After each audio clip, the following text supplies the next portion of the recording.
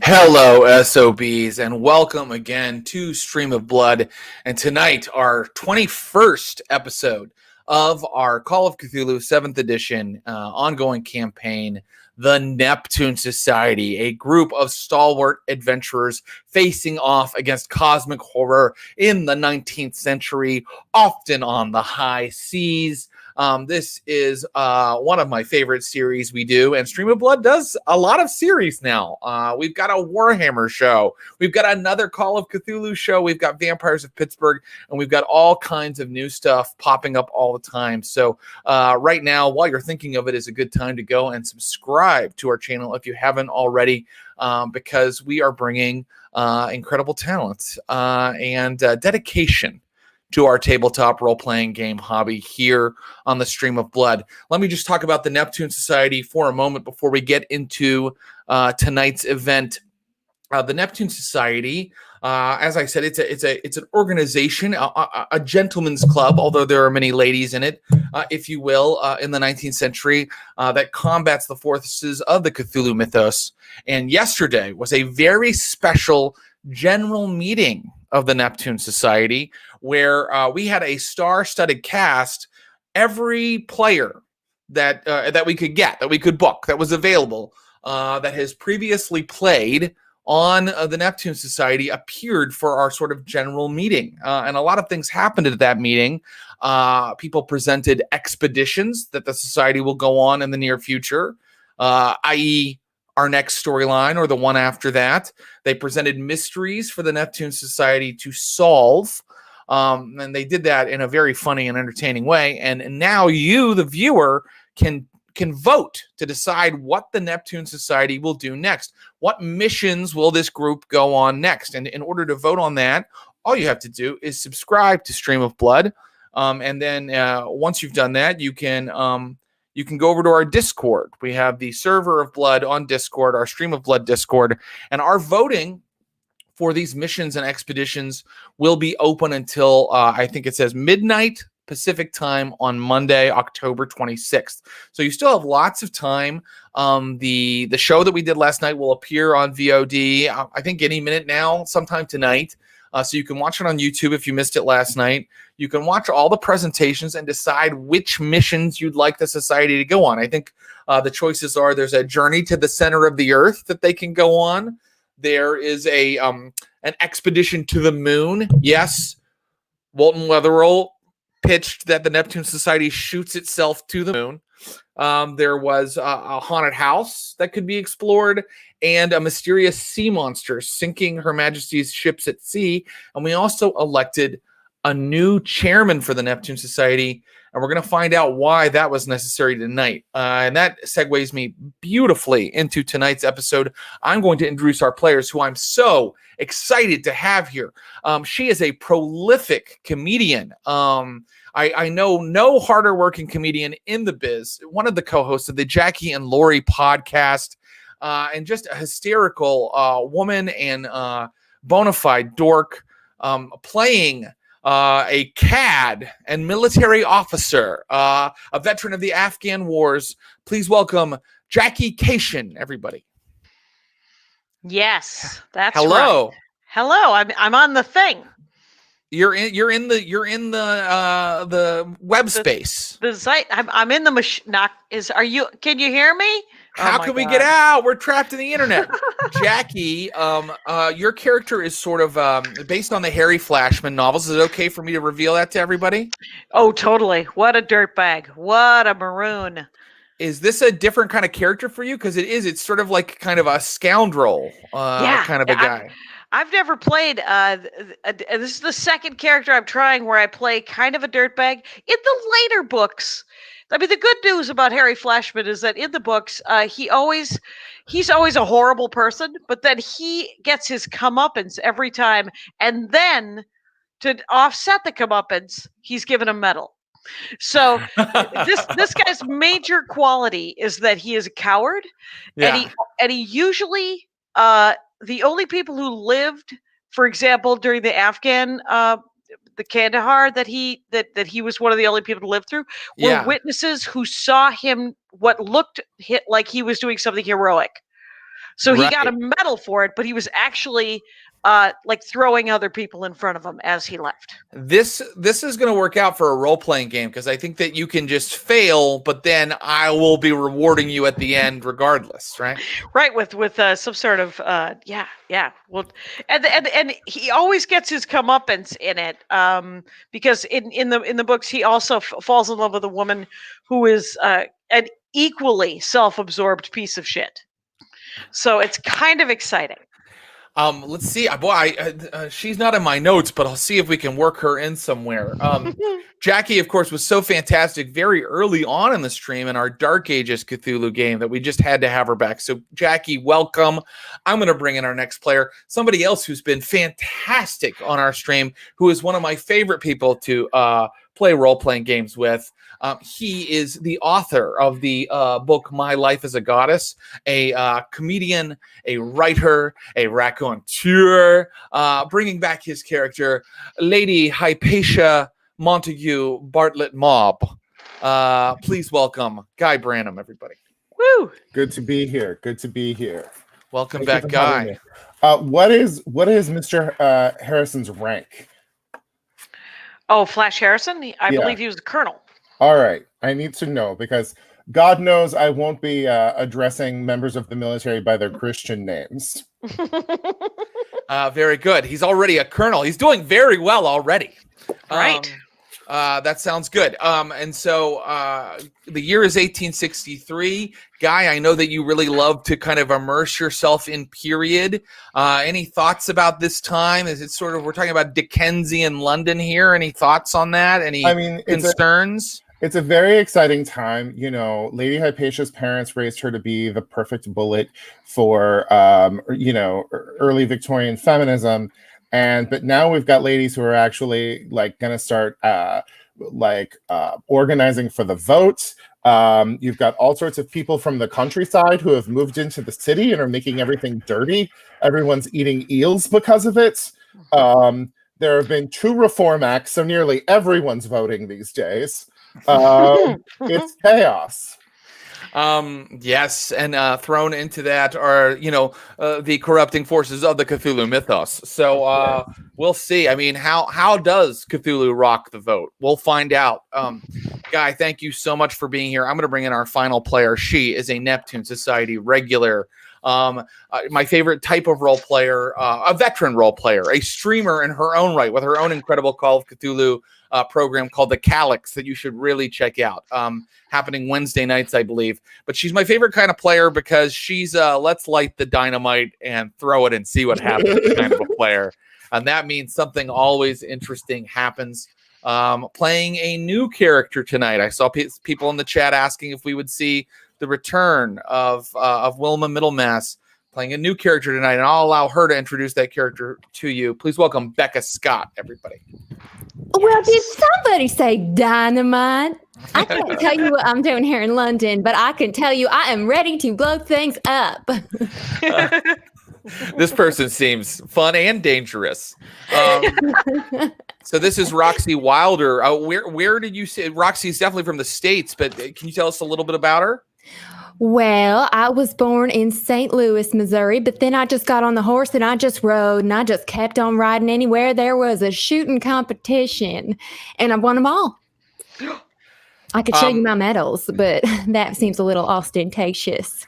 One of my favorite subgenres of a subgenre is cowboys loose in Victorian London. So I'm really looking forward to seeing Roxy interact with the setting.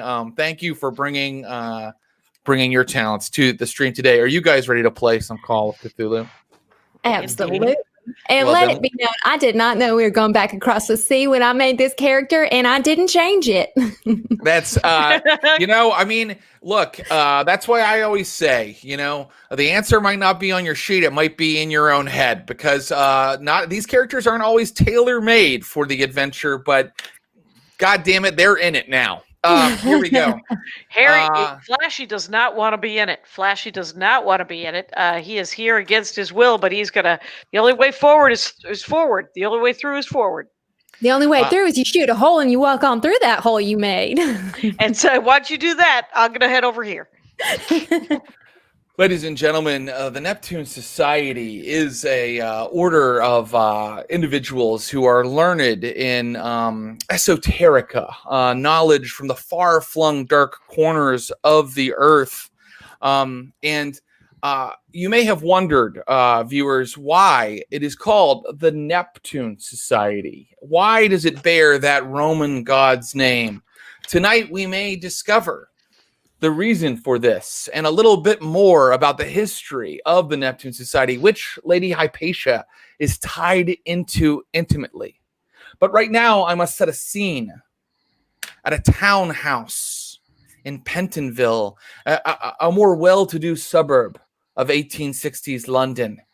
And in an upstairs bedroom, 3 unexpected individuals await by the bedside of the former chairman of the Neptune Society, Captain Jeffrey Middlemass. Captain Jeffrey Middlemass, who we have seen on the stream many times, but in earlier days, he was more hale and hearty than he is there. Yes, he is fairly wasted away, and you have all heard the rumors that he is dying of a broken heart, for his favorite adopted daughter, Wilma Middlemass, never returned from the United States, where she went to sojourn just a few short years ago. She never came back. And now he believes that he is breathing his last breath. And so he has called several people to his side. First of all, he is called the bounty hunter, the person whom he asked to hunt down his beloved adopted daughter, Roxy Wilder. He paid you and asked you to try to find his adopted daughter, Wilma Middlemass, who had become lost in the United States. But alas, Roxy, you have come back empty-handed. And even though the old man may be breathing his last breath any minute, he has demanded that you be sent up to his private quarters. An unthinkable breach of etiquette here in Victorian London, but perhaps quite common in the States. He has also summoned to his side one of the lead benefactors to the Neptune Society, an old family friend whose father, Lord Graham Grayson Bartlett, was his best chum back in the days when they founded the society together. Yes, he is called straight from the general meeting, Lady Hypatia Montague Bartlett Mob, to give him news of the meeting, for although Jeffrey Middlemass is dying, he wishes to know, have they elected a new chairman? Have they decided on this year's expeditions? May I inquire after the stench? And finally, he has called to his side the son of a dear friend, a man who has disappeared into Asia for many years, but whom he has heard great things about. He's heard him spoken of as a hero and a man who knows to keep certain business discreet. And the Neptune Society often has need to keep its business discreet. Yes, the son of a dear friend, now a grown man in his own right, Mr. Flash Harrison, he is called to his bedside. And so he sits there before you. Lady Hypatia, what news? Have they elected a new chairman? Well, first of all, as I asked earlier, what's the state of the stench? What, the smell? Yes, I'm asking you as game master, what's the level of stench we're dealing with here? I think that it's a Victorian bedside, but Captain Middlemass is quite well off. But at the same time, he deals a lot with fish. So okay. I would say it's middling. All right. Then I'm going to answer from behind my fan and say that the members of the Neptune Society are still dealing with the vagaries of the democratic process. But the evening last, an eldritch creature subsumed the body of one of our American members and destroyed the building of the Neptune Society. No. One of the many reasons that I have stood against the admission of Americans to the Neptune Society for many years. No, that the building's been destroyed. Then I must send you there at once. Miss Wilder, you were unable to find Wilma. Well, hold on just a minute, because I just heard an affront to people from my nation, where I hail, Lady Hypatia, and so I must agree to disagree. It's a bit of a cat fight going on here. I just anyway, you mind if I light up a cigar? Is that all right? Please don't. I'm having respiratory difficulty. That means yes. The fumes will be healing. Listen, we don't have time to bicker over our national alliances.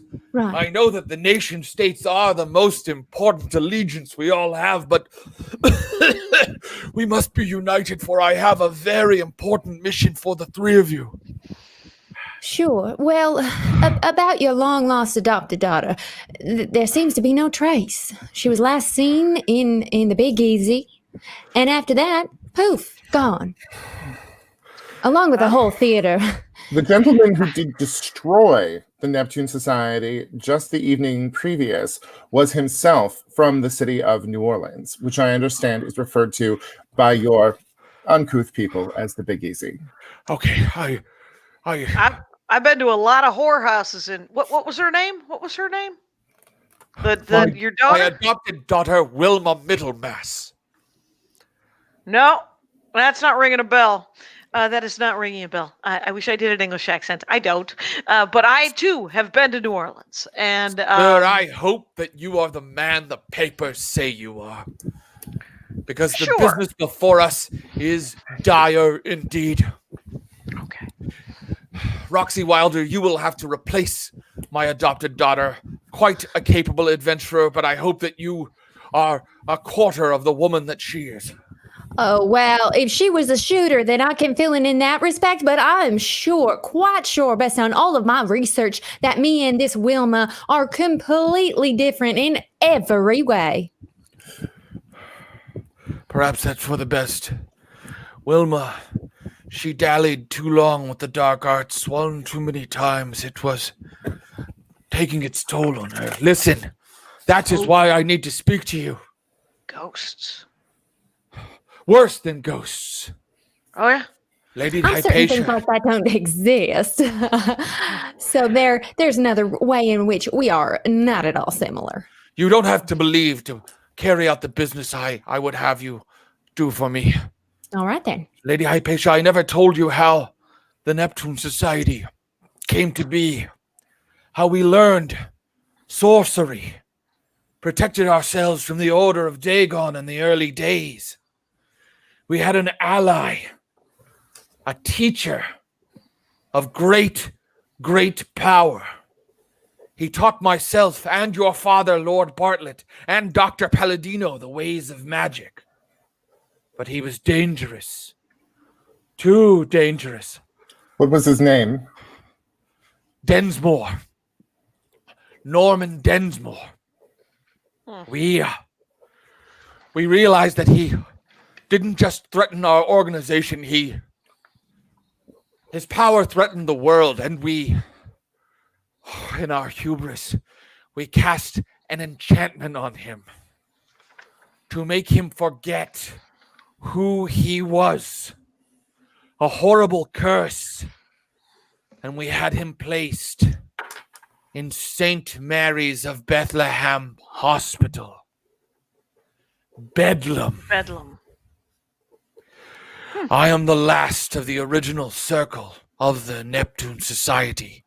The last one who cast the spell. When I die, the spell will be broken, and he will remember who he is, what we did to him. I fear the consequences will be catastrophic. So let me just yeah. So would you you weren't willing to just kill him? So you need us to kill him? We could do that, right? Well, I could kill him, man. I don't believe any of this mumbo jumbo, but I will kill someone for you. Colonel, Where Miss will Wilder, if we were able to kill him, none of this would be necessary. Where may the spell be found?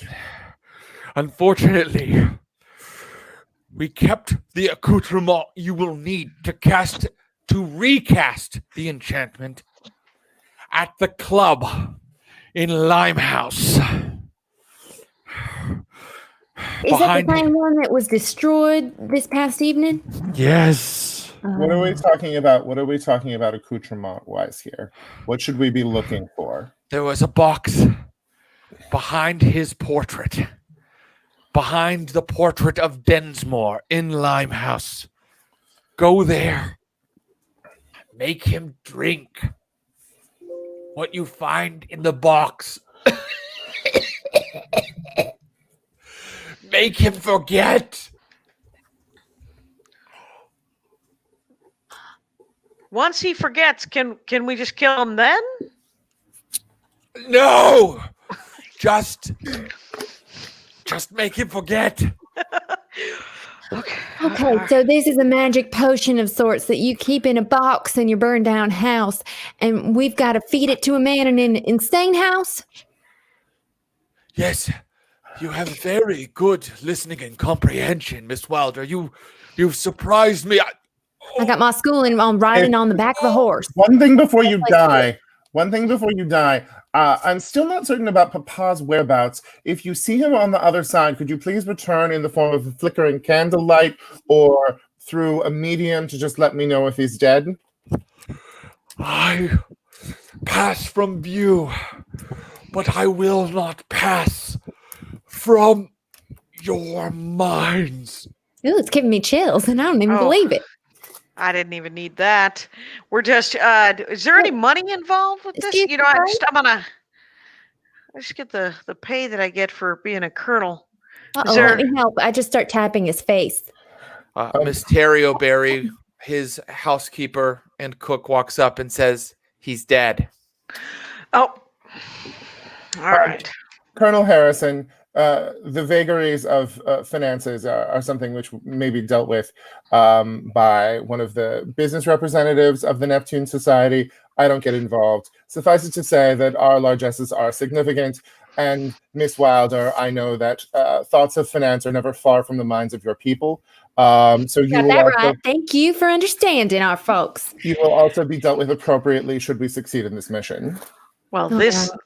all right. Now, here's one thing I want to ask. If I did believe in Mumbo Jumbo, you think if we're the ones to feed this potion to this crazy man, that we have to stay alive for this potion to still work? And then when the last one of us dies, we have to find 3 more people to go jam a thing down his throat? Yeah. I say we just kill him. We should probably just kill him. Presumably, if he were the instructor of my father and his compatriots in forming the Neptune Society, he would be a man of a significant age, such that by the end of our collective lives, he would have died of natural causes.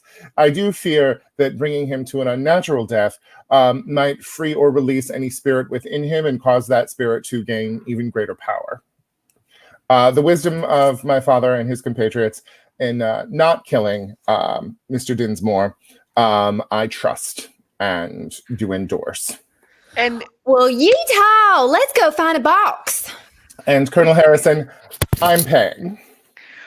all right. Well, can we stop for a beverage? And, I'm down for that. I'll take some whiskey. In 1863 London, there are many public houses where you can stop to wet your whistle here late on a Friday night in October of 1863. And so perhaps both the scoundrel Flash Harrison and Roxy Wilder partake of a bit of alcoholic liquid courage before they head to Limehouse. And the location that you are well familiar with, Lady Hypatia, the location that you were just in a scant few hours ago, the entire building has been reduced to rubble. And you see that members of the Metropolitan Police of London and the fire brigade have arrived, but there is nothing to do. The building has somehow been yanked off its moorings and collapsed in on itself. There, in the muddy, wet streets of London, are pages of the most valuable occult tomes ever written. Priceless artifacts smashed on the cobbles. Smashed. All of this from the fallout of last night's Neptune Society general meeting. But I ask you, what you will do now that you have arrived at this scene of architectural carnage.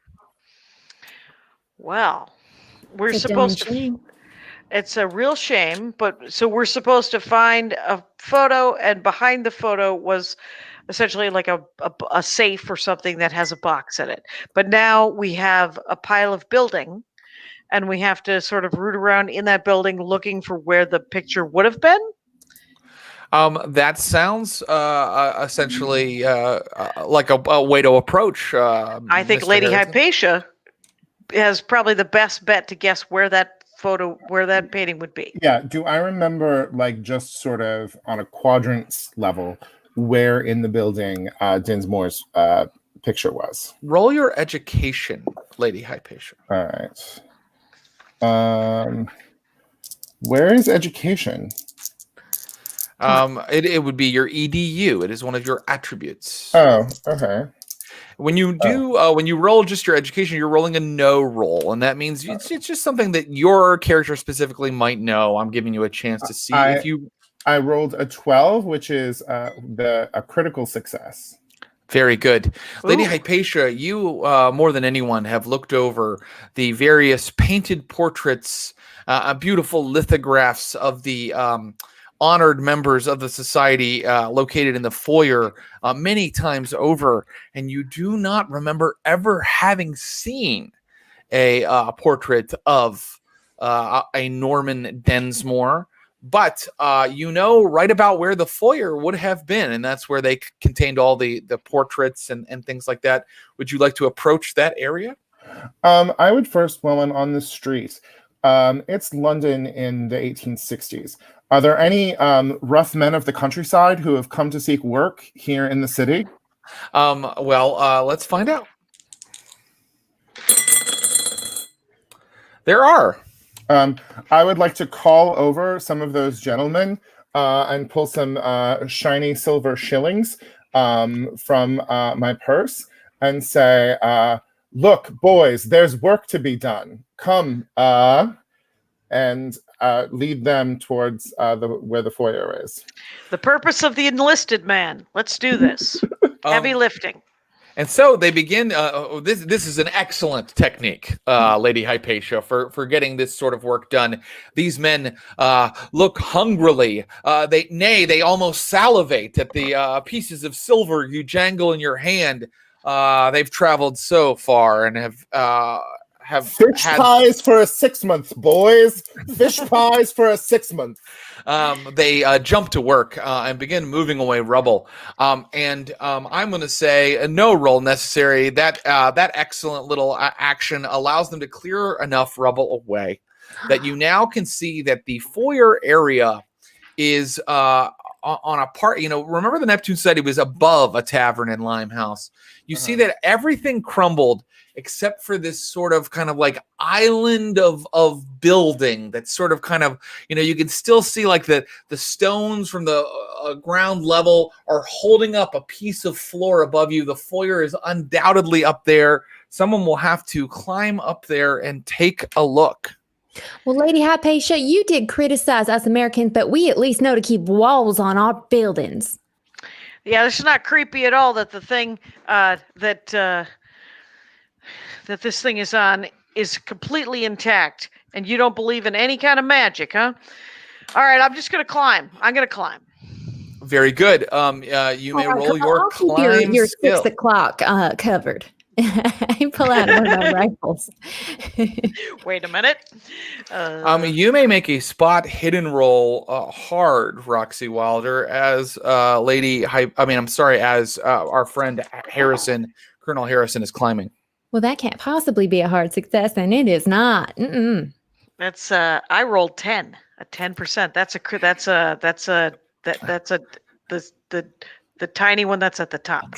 A critical success. And what I will have you know is that Colonel Harrison, how astute of you. As a man who watches his own hide carefully, you couldn't be more right, because as you lift yourself up onto that piece of second floor flooring and look up, you see that the only part of the society that remained intact is a section of wall bearing a huge, foreboding portrait of a bearded man. Yes, there he is. He looks like the lawgiver. He does look like the lawgiver from the Planet of the Apes. He also looks. That looks like a wolf man to me. Oh, I can't see from here. He undoubtedly is posed in a gesture of occult significance. You see the phases of the moon in the background behind him, but there stands before you the portrait in question. Yes, and I volunteered to climb because I thought that Roxy would find Flashy's athleticism attractive, and so Flashy's always thinking about the next chance for him to get laid. So Roxy takes off her hat and she fans herself. This would explain why Roxy failed her spot hidden roll. She's busy looking at Flash Harrison's muscled legs as he climbs up. Lady Hypatia, do you mind if I call dibs? Please do. I'm spoken for, and my husband comes from stock that nearly doesn't die. What I will say is let's get an image of this hunk of man that is Flash Harrison. I think we have there he is. There he is. The Hero Forge rendition. I think we're wearing the exact same shirt. Who doesn't love a man with a ribboned collar? That's a cravat, and that's when I'm not wearing my dress uniform. I'm a dapper fella. And a cavalry like man. Homelander. And a cavalry man. Very good horseman. So do you want me to pull myself up on this thing and go grab this box? That sounds right, but I just want to say, because of Roxy Wilder's failed spot hidden roll, that black scuttling things move along the edge of a building across the street, but none of our investigators are aware. They glisten wetly in the gas light, but none of our investigators see or hear them. You are now up there, Flash Harrison. Would you like to interact with this painting in some way? Yeah, I'd like to take it off the wall. Okay, easily done. You pull it off the wall, and it does appear to be a normal painting. Okay, is there a divot where there's a box sitting? There is a divot and a box sitting there. Yes, no safe, no special way of getting in. There is a box before you. What about a trap? Might there be any sort of a creepy trap? I probably should have checked that. Good to know that the painting wasn't trapped, but does it look just like a regular box I could pick up? Is it like the size of a bread box? Am I going to need two hands? It's about the size of a bread box. That's right, or a large cigar box. It's made of wood. It looks like it. I couldn't put it in my pocket. I would have to carry it with like under my arm. Yes, that is correct. Mm-hmm. What do you see up there, Flashy? Well, there's a box up here, and I could probably just drop it down to. Wait, I forgot to bring rope. Hot diggity dang! That sounds like just what we're looking for. I'm going to order Jim to get on Jim's shoulders and see if the higher Jim can receive the box to take it down. Okay. Well, are you reaching for the box, Flash Harrison? Wait, can I just take sort of a quick look around the box and see if it's got any sort of spooky anything magical happening? There was some talk of magic. Roll your power, Flash Harrison. All right, power. I would like to get an 8. I'm gonna get a 14 though, and that's critical. That is critical.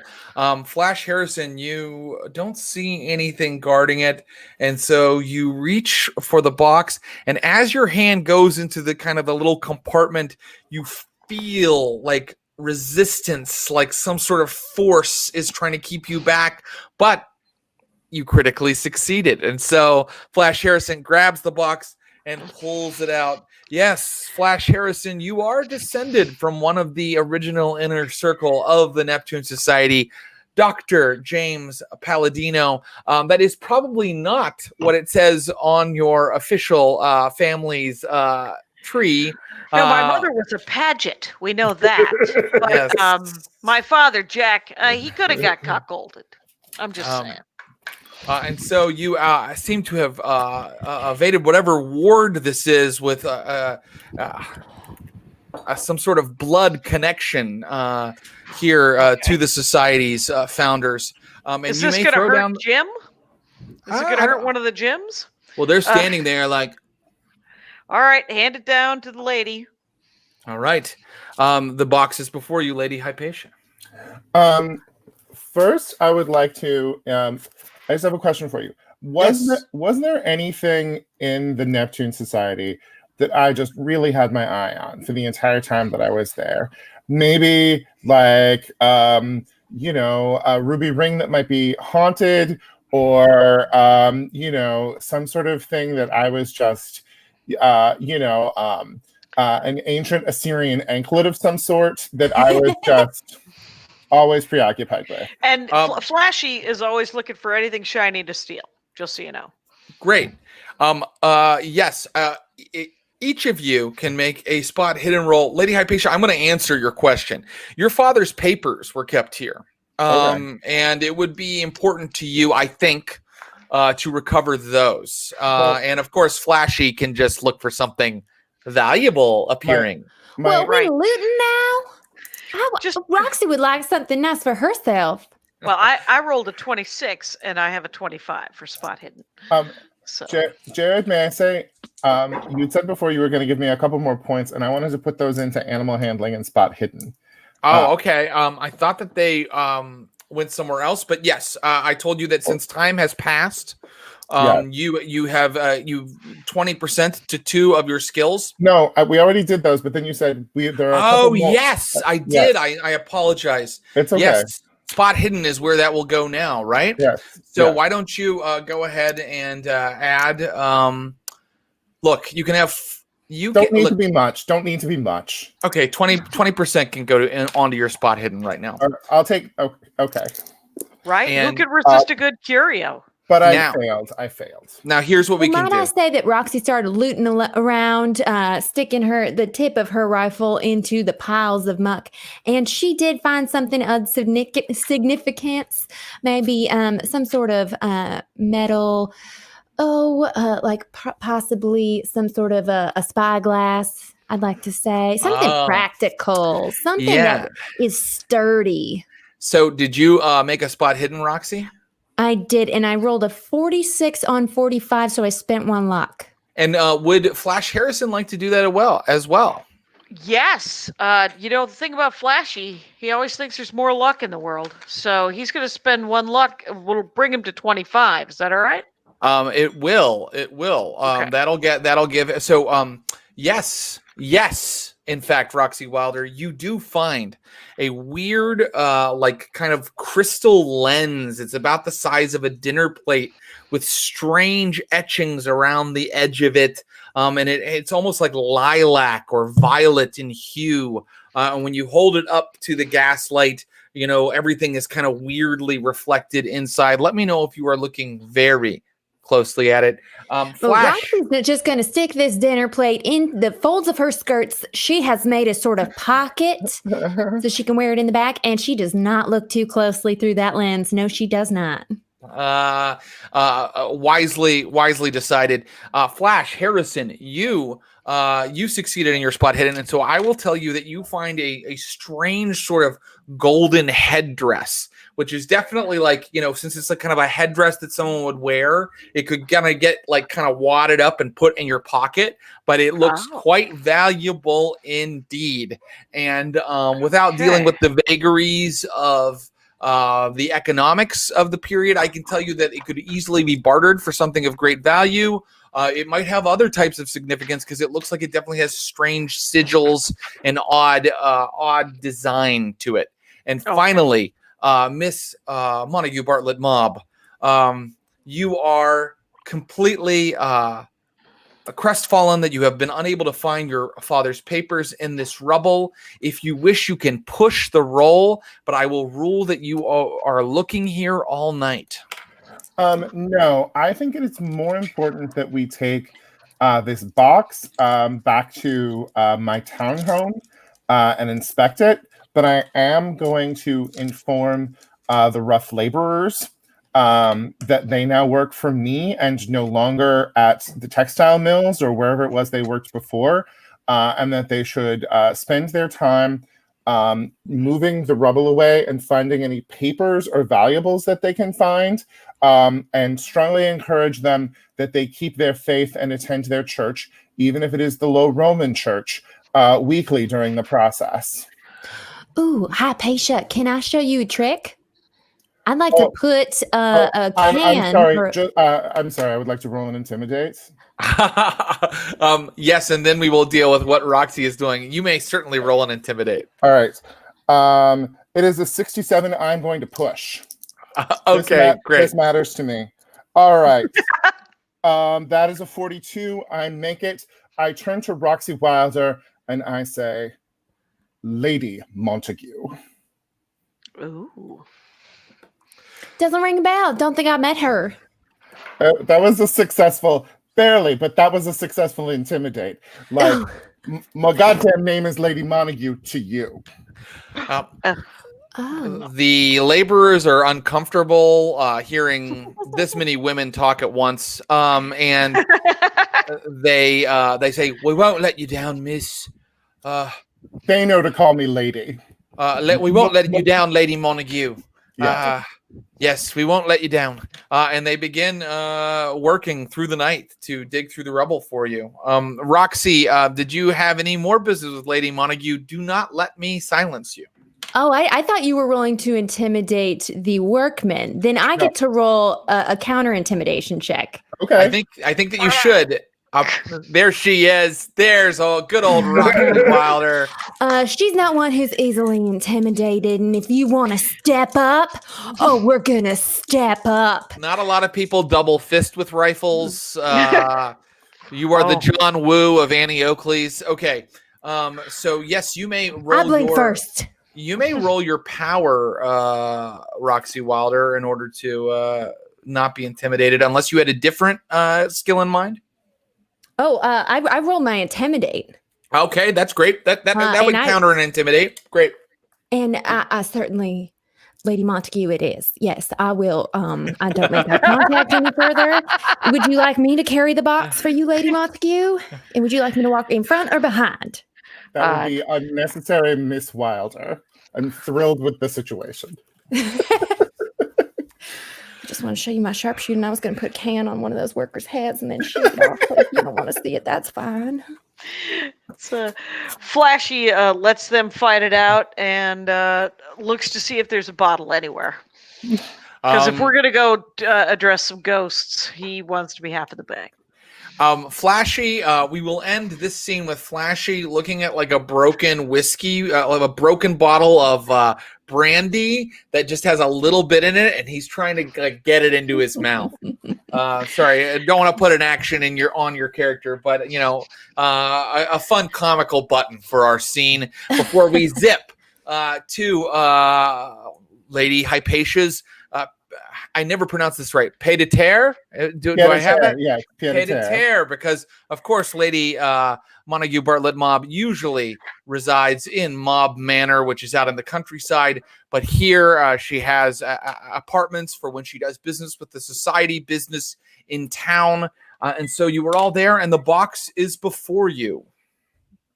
All right. If there's any sort of appropriate saging that one would do there, if there's any sort of brocha that I would say before doing something that might be engaging with the dark arts. I love this. Would you care to roll your occult? Sure. And I do not make it. Okay.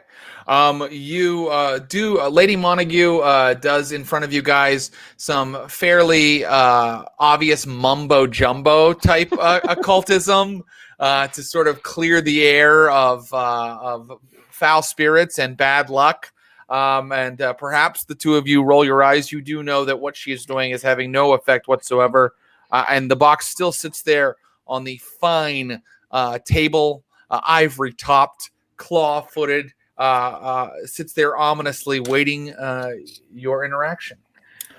All right, now I open the box. I'll pull out my pistol and point it at the box as soon as I see the lady moving. I step slightly away from the box.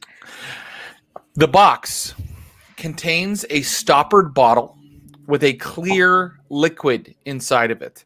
It also contains 10 pages of charcoal rubbings. It looks like some sort of fresco has been rubbed with charcoal, and the whatever the fresco was, it also had carved writing. So you now see that there are words in Latin that have been rubbed onto this old paper.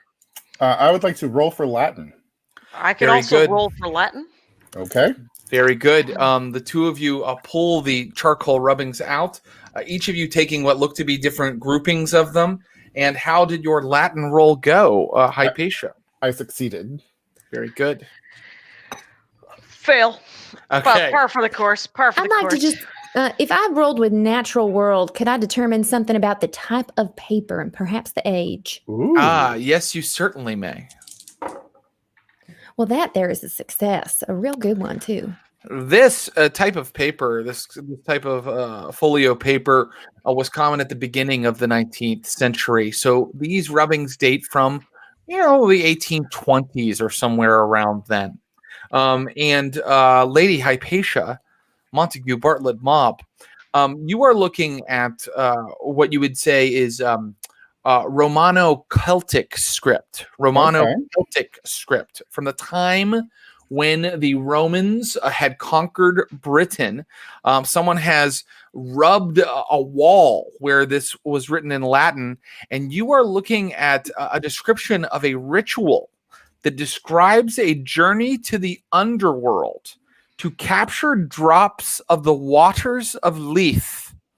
The ritual then describes feeding these drops to a victim or it's called a pilgrim or traveler in the rubbings, and then it says that the priests must tell the traveler who he is, what he is, and where he is, and that shall be his memory forever forth. Did you say who, what, and where? Who, what, and where? Yes. And the final part of the rubbings that you have been deciphering say that when the priests pass from view, so does their sorcery. So there is a spell to learn here. It requires a sort of a ritual. It is a little bit more complex than I said. Would you like to endeavor to learn it, Lady Hypatia? Yes. Okay. So are the others try? So Lady Hypatia, you're able to explain it to the others and read it off to them, and they can try to learn the spell as well. Would you like to all attempt it? You do not have to say yes.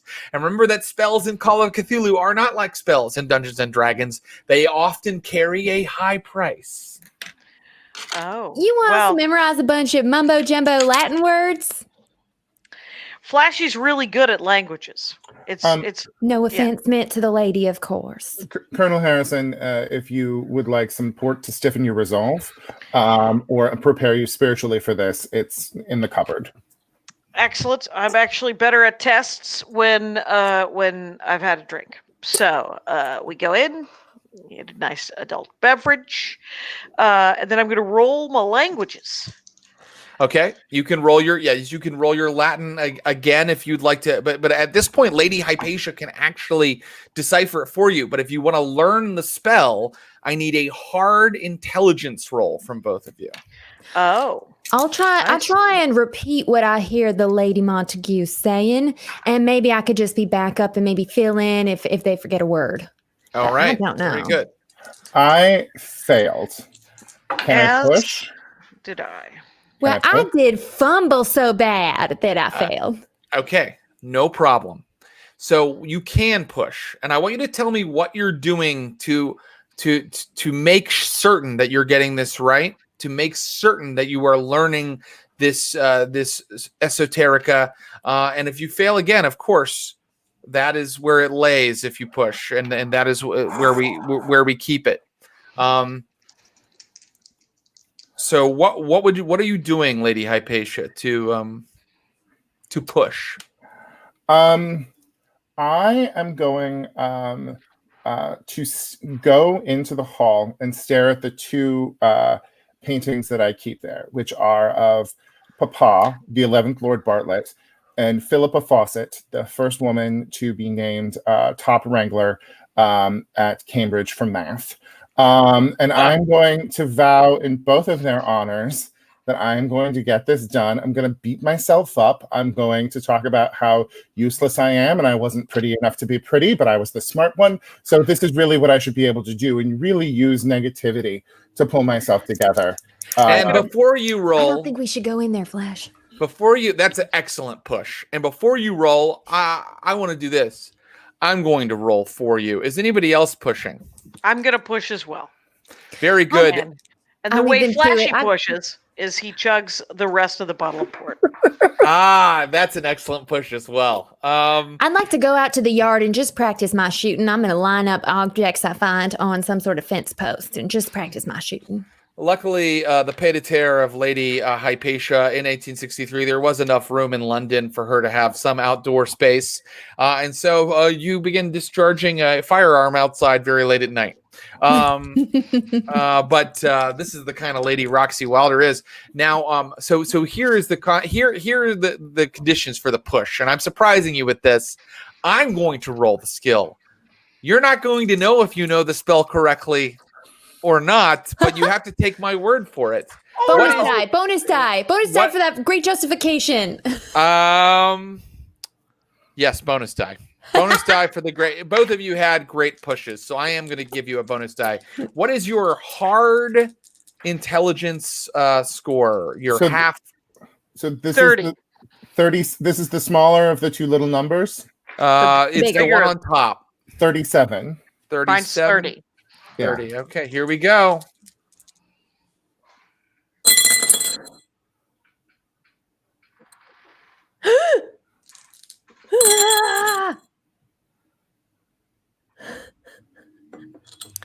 You both know the spell.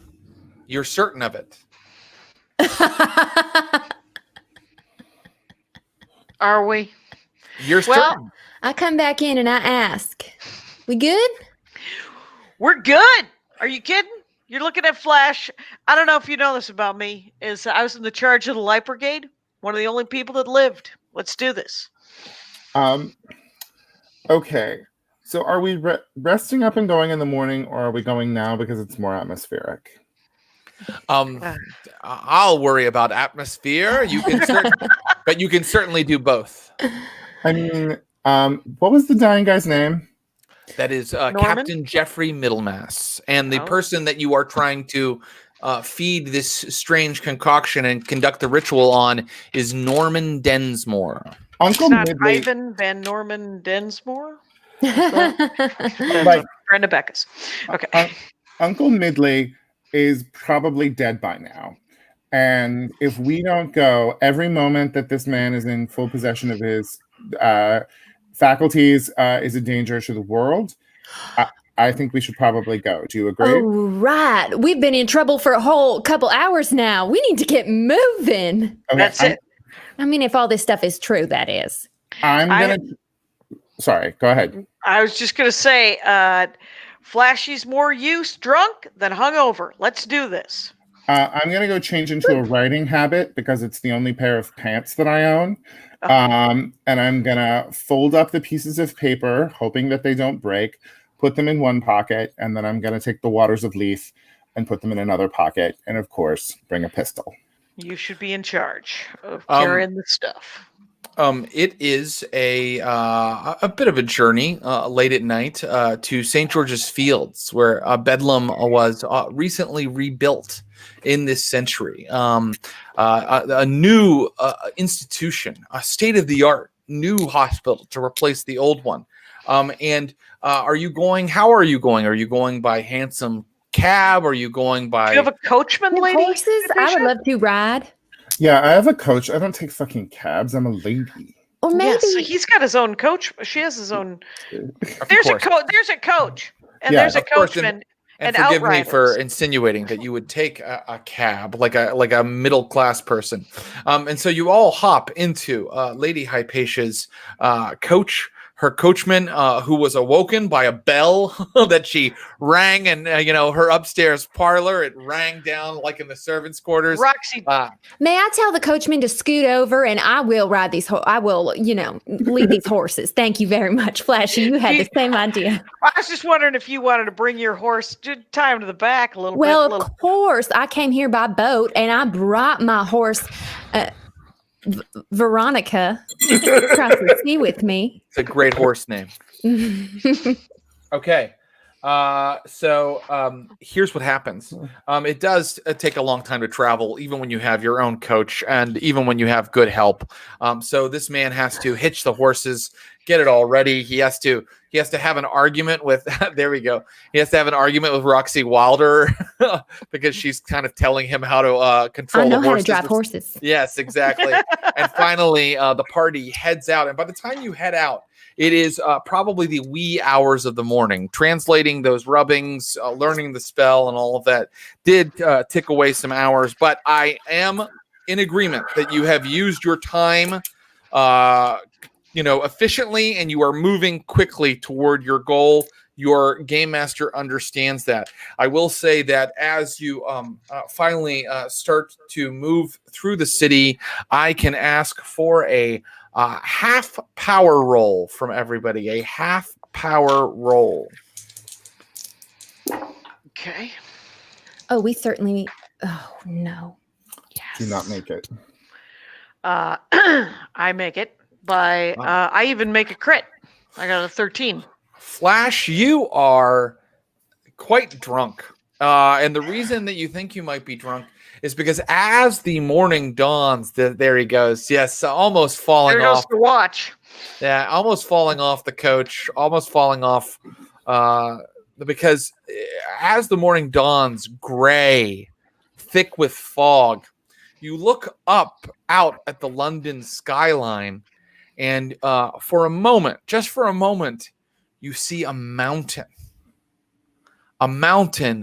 a crag, you might even call it, jutting up out of the London skyline, and the fog keeps shifting into your vision as the horses clop along through London at a high rate of speed. But for a moment, you think that you might even see a bearded face has been carved into this crag that juts up out of the earth, right where Big Ben should be. And then the fog shifts again, and the vision is gone. Soon you are standing. Yes. I think about mentioning it, and I choose not to. Very good. Very good. Soon you are, your coach parks in front of the wrought iron gate of St. Mary's of Bethlehem Hospital, right off of Hyde Park. And you are standing before it and looking at the stately hospital. There's a gatekeeper of some sort, right? There is, and as you approach, this gentleman, one of the lower classes, doffs his hat and says, "Morning, your ladyship." Would you be so kind as to take us to the governor of the hospital? Well, your ladyship, 1,000 pardons, but generally one must make an appointment with the governor of the hospital. He is very occupied in the well-being of his charges, as you might imagine. I would like to really lean into my vowels and my pronunciation of the W as I say, "Would you please take us to the governor?" Really emphasizing that my speech means I could roll a persuade, but really this is just about the accents. him knowing that I'm his better and I probably have reason to be with the governor. May I tell him that you have arrived? May I take your regards up to him and then come and fetch you? I'd like to offer my card that simply says, Lady Hypatia Montague Bartlett Mob. Lady Mob, Yes. follow me. All right. Well, that is some sway you have. All right, we are in good company, Colonel. You were taken into the building, and Bedlam. They don't like the name anymore. In the year 1863, the horrid scandals that rocked this institution belong to the last century. No, this is a modern institution.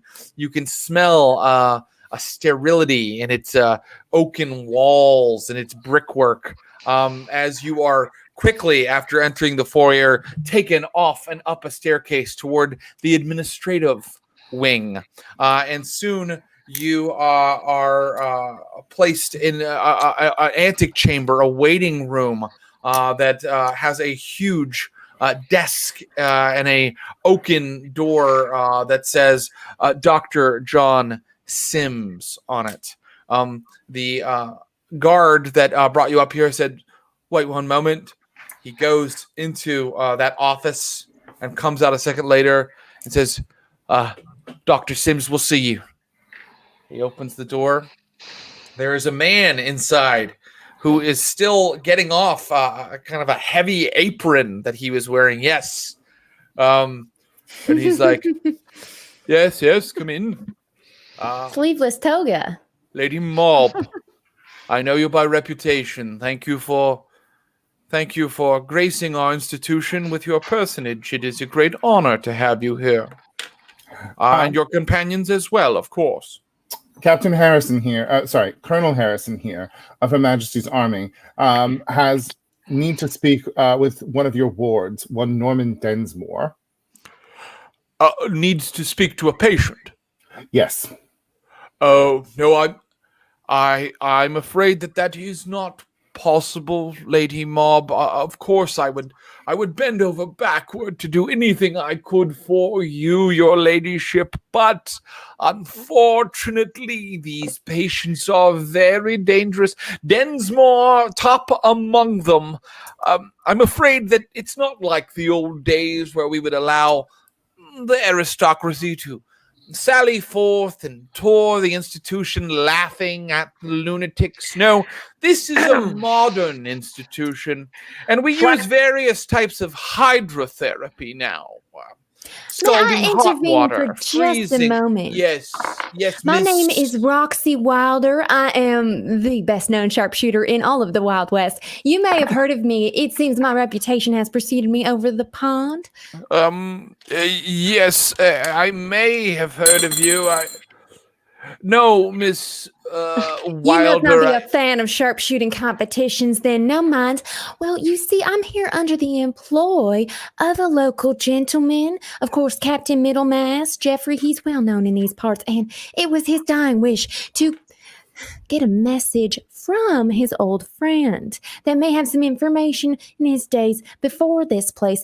I wonder if we just could, for the briefest of moments, speak to this gentleman, and then we'll be on our way, and no one will ever know we were ever here. I promise you that.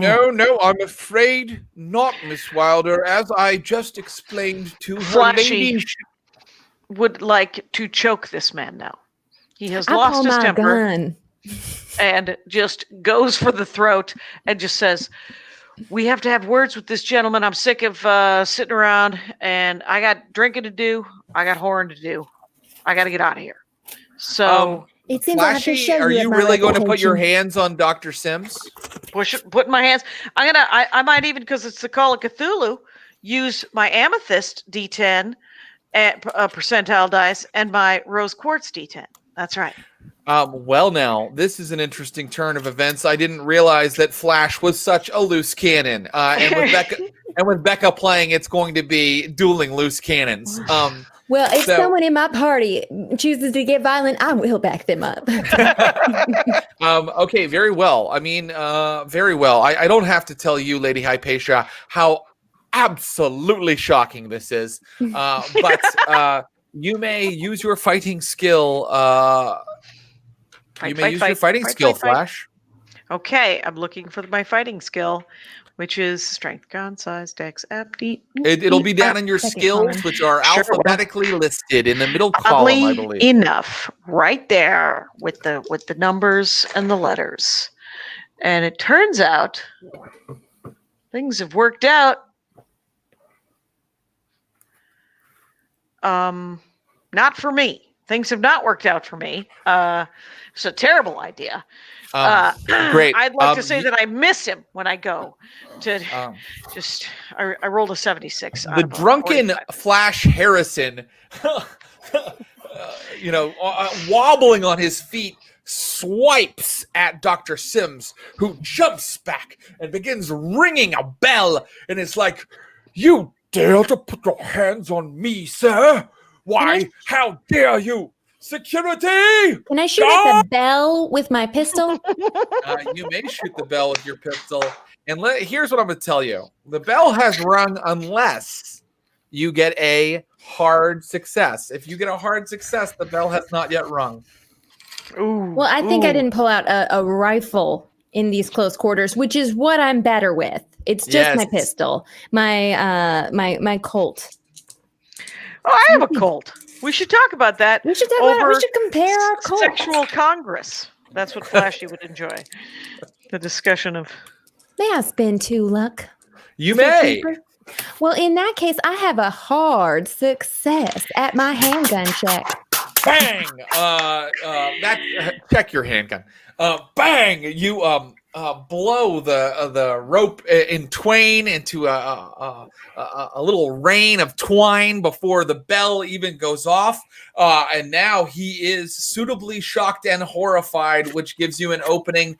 I'm going to rule that both Flash and our friend Wilder, Roxy Wilder, have acted this round. I didn't know we were going to be in combat. Now I do. Snarky about the fact that he now knows about my shooting reputation. Thank you very much. Well, now we all know about it, sister. I would like to say to the doctor that clearly this is a sign that we need to keep this conversation civil.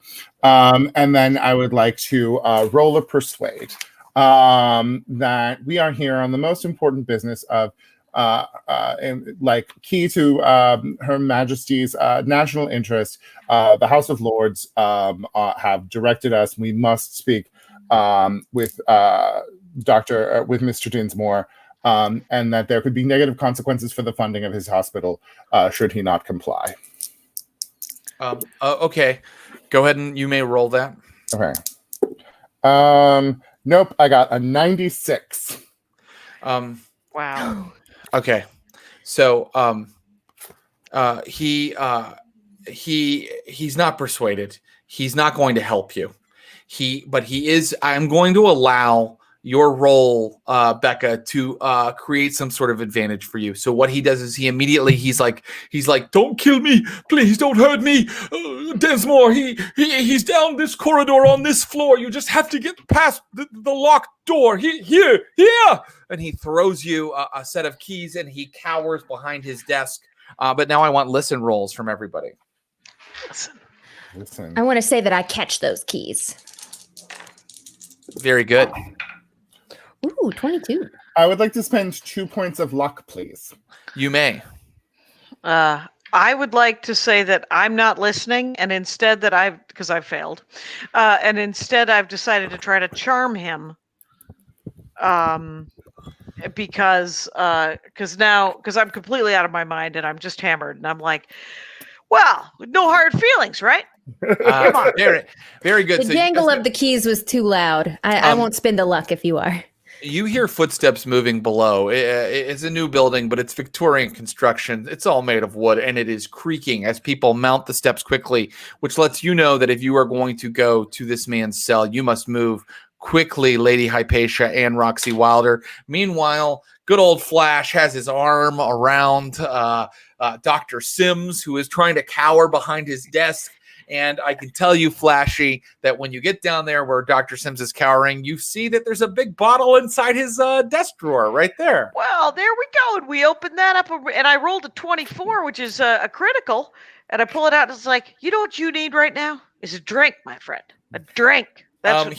He is not afraid of. I mean, he's terrified of all of you, but he's not like trying to fight you or get away from you right now. So you are both sitting behind his desk as he cowers, and you kind of take a swig. But I want to ask our other two players what they are going to do now that they know the jig is up, and clearly the gunshot has summoned orderlies. So Lady what would you like Montague, to do? shall you lead the way or shall I? Let's head out. And Harrison, like, does it look like Harrison has like charmed him to the point that he's not going to send thugs after us? No. Or more thugs? All right. No, Okay. there's no level of charm that would stop him from. But you know what you have achieved with your gunplay is that he was like, just don't kill me. You know what I mean? Like just. Yeah. So we don't have the kill me. keys. And Wilder has the keys, right? I do. That's right. I'm going to strongly encourage Harrison to knock the doctor out as I head out the door. Okay, gonna grab the bottle and bang his head against the desk. What am I rolling? Fight? You can roll your fighting again. Yeah, absolutely. I followed the lady out the door. All right. Good thing you wore your trousers today, Lady Hypatia. You guys run down the corridor and you come to like a heavy, kind of barred door. Definitely the place where you would use the keys. And beyond that door, you see, many doors leading down a corridor, and you hear people howling and laughing. No doubt they have been excited by the sound of gunfire. The lunatics are cackling and shouting. There's very little light in this corridor. The only light is coming from a window at the end of the hall that is bringing in the gray light from the gray morning. Harrison, how did you do on your knocking out roll? I bought a couple of luck. I bought 4 luck, and so I made it. Okay, you managed to knock the doctor out, but I want to know, you're standing in front of this barred door. You have the keys. Roxy and Lady Hypatia, what are you going to do? Norman! Oh, Norman! Are you Norman? Are you Norman? Ms. Wilder, unlock the door. Oh, are they just like free in there? Is just a bunch of them free? No. I'm sorry. I should describe carefully. It is a corridor, and there are many different doors that do have little open barred windows. It's like a classic Silence of the Lambs. It is Silence of the Lambs had that sort of plexiglass. These guys have metal Alcatraz, bar right? with little. Yes, it's a bit more like an Alcatraz type situation. Sure. I thought you implied that we already had gone through the first locked gate door into the corridor where we can see through the bars to different prisoners. Okay. You know what? You can if you'd like to have. Would you like to go ahead and move through? Sure. Yeah. Well, I go ahead and unlock that first door. Yeah. You do. Can I make a suggestion? Is that if you two want to go see if you will recognize or find Desmore, I'm thinking of slowing down the people behind us by releasing all of them. No. No, you know, Wait, you it's can't. not. You see, it's a bad idea. Is that what I'm Wait. hearing? Did you already do your fighting roll? Yeah, Oh, sorry. Yeah. Space. I've already, and I still have the bottle. So The doctor is knocked out. You can hear now. Even you can hear in your besotted state a Flash. Feverishly I can hold fat. my liquor. I'm not that besotted. Let's fight. Footsteps are moving toward you. But meanwhile, Lady Hypatia and Roxy Wilder, you are staring. You are looking at fingers coming out of the little windows. You're hearing people going, "Who's there? Who goes there? Friend or foe?" People shouting. Can I look for just an old man and probably someone who's not up against the bars, but I just want to determine the oldest of them. Yes. So, would you like to just start running through the hallway, making a spot hidden roll? Yes. Very good. Do so. Ooh, I'll spin 4 luck.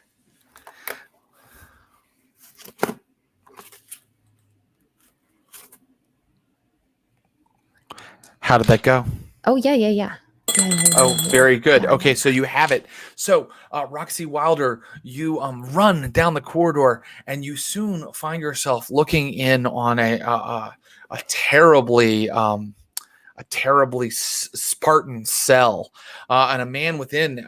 He is in anachronistic and antiquated sort of confining device, but he is old. He's gray and he has a long beard. And you never saw the painting, did you?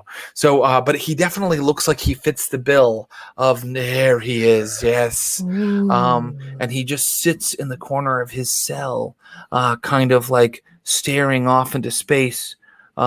He looks like he's conscious, that he's not in a catatonic state, but he's kind of like he's not excited by the gunshot. He looks fearful, or like he doesn't want to get involved in whatever's going on outside of his cell.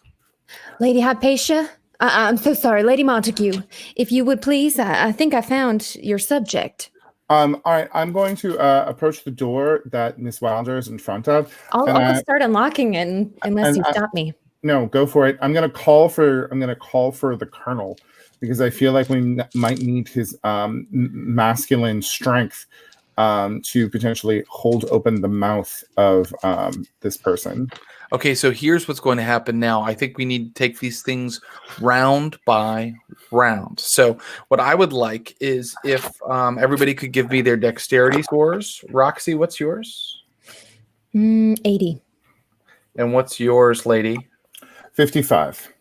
And what's yours, Flash? 60. Okay. So here's what happens in short order, just to set up what's happening. Hypatia, yes. It is Guy who's getting drunk in real life, and Flash who's getting drunk in the fiction. Yes. So here's what happens.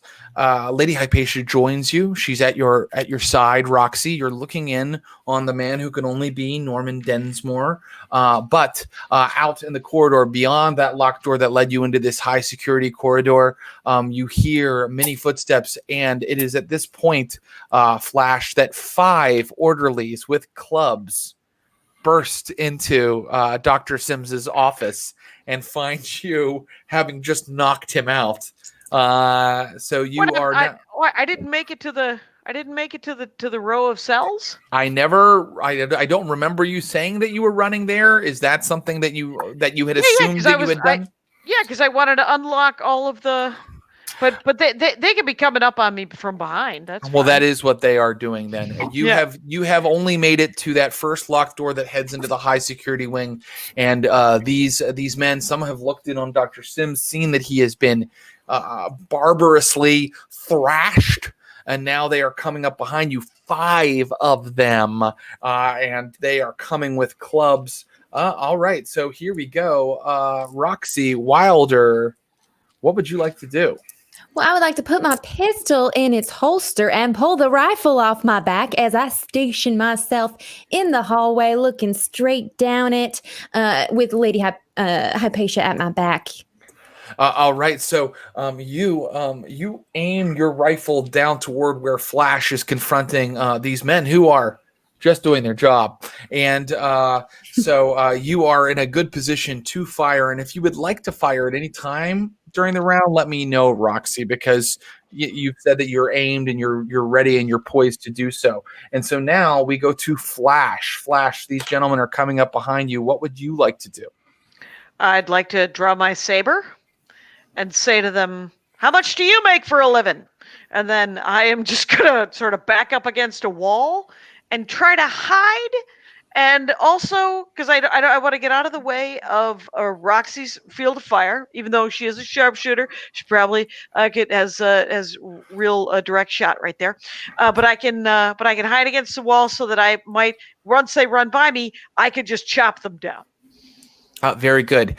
It is now the turn of the orderlies. And what I will say is that once Flash draws a sword and they see Roxy down at the end of the corridor with a gun, they quickly Get back, boys! Watch it! We've got invaders. They're trying to. It's a jailbreak, and they're kind of backing up and trying to think of how to handle this strategically and safely, because clearly 2 lunatics in civilians' clothes have entered the asylum. So they are not moving forward to attack yet. I am offended that they would think so, because they're used to clubbing people who don't have guns and swords. So there you go. There you go. And so they are kind of, figuring out their next move. Then another thing. These nut jobs fight back. Yeehaw! Another thing happens. Lady Hypatia, I don't know what you're about to do. Can you tell me what you're about to do?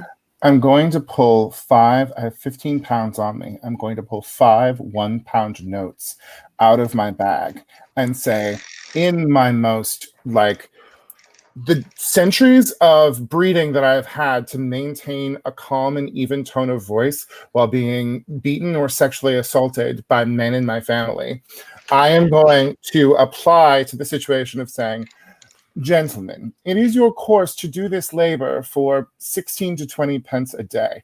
I hold in my hand 1 month's labor, 1 month's wage for each of you.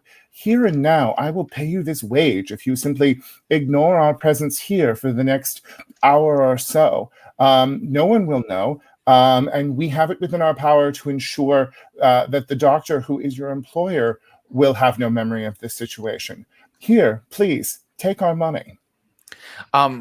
Lady Hypatia, that is one of the best worded persuasion rolls I've ever seen in my life. However, considering we are in a combat situation, I'm going to require a hard persuade success to get it to work. Oh, no. Lady Hypatia, I'm not going to let you push this one. Okay. I just don't. Well, actually, I will. Are you going to pay even more than that? Really 2 months' wages or 5 months' wages? All right. I mean, I've got 15 pounds on me. I'll pull out, 2 months' wages. And I pull out 5 more 1-pound notes, resplendent with the visage of our queen. And I fail even worse. Okay. This could have been handled with credit rating, but I'm not handling it that way. I'm handling it with persuade, and the way you were pushing it was by adding money, which means it makes a lot of sense to me. And you hear one of the gentlemen go, "Sorry, can't do that, your ladyship. We're gonna have to beat you black and blue. Yeah, you understand regulations." What is credit rating? Quick question. Credit rating is a skill that you use to show that you are a personage of class, distinction, taste, and respect. You are demanded respect. It can often be rolled in order to buy something or take care of something that those in the know would need to handle. I would like to. My class goes out the window, but you will damn well respect me. Woo! You will all wait one moment while I have one other thing happen, which is that Lady Hypatia, when your bribe does not work, you suddenly hear a voice from the cell opposite Norman Densmore's, and that voice goes, Lady Hypatia, how wonderful to make your acquaintance once again.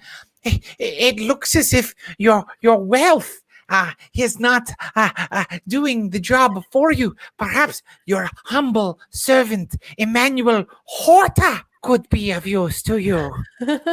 It's the goddamn Belgian. Yes, the Belgian who's missing fingers, Emmanuel Horta, Peter who Lorre. appeared in Lady Hypatia's last adventure. Let's see him on screen. There, yes. Emmanuel Horta, Lady Hypatia, I can be of use to you here. I can save you, yes. Just open the door. Okay. Smeagol. Yes. All right. And so let's go to a new round. Roxy, do you want to just continue aiming at the gentleman? Well, I would like to survey the scene, and perhaps I'll shout over my shoulder to this Norman gentleman and say, "Hey, You want a drink? Okay. So you shout over your shoulder to Norman Densmore in his cell, "Hey, you want a drink?" And what are you trying to, what's your objective with that? Get him to drink this vial of liquid that Lady Hypatia has. Oh, right. Oh, you want something to drink, you're asking him. Okay, interesting. All right, let's see what happens. He slowly gets up, manacled, and kind of shuffles forward and looks out at the scene that is happening. And he suddenly looks completely terrified and... okay. He's like, "No, go away. Leave me alone. You'll bring the black devils." And then he kind of goes back deeper into his cell again. Now we come to. Oh, sorry. This is. Oh, now, and can I still hold on? I didn't look away. I'm still waiting for just covering Flash with my rifle.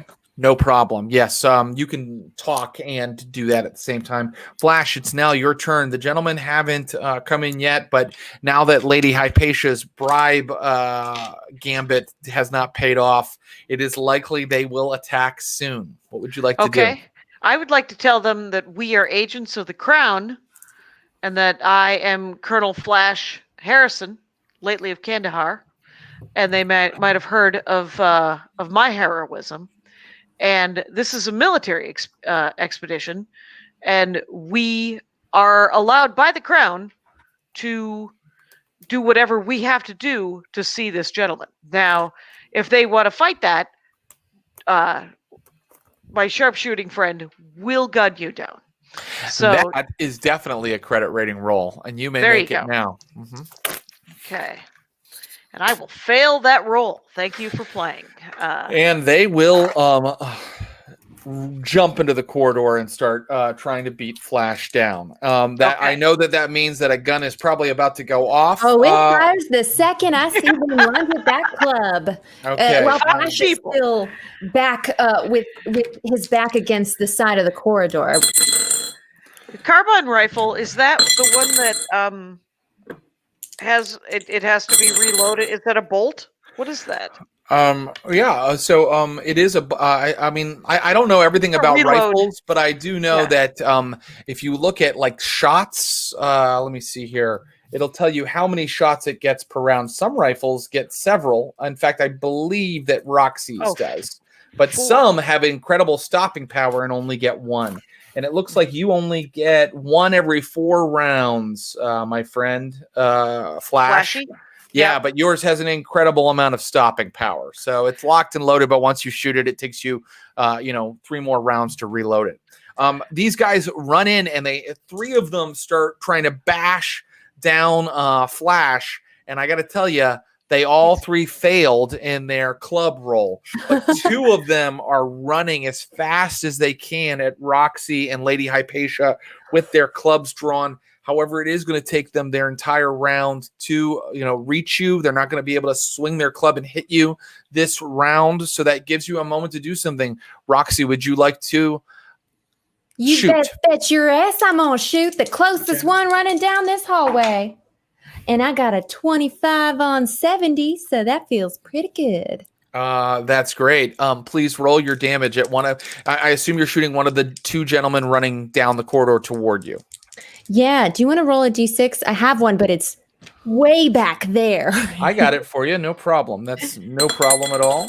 You rolled a 4, and then how much damage did you do? +1. 4 + 1. So you did 5 damage to the gentleman, but that is half his HP, and he does go unconscious and take a major wound from you and slump to the floor.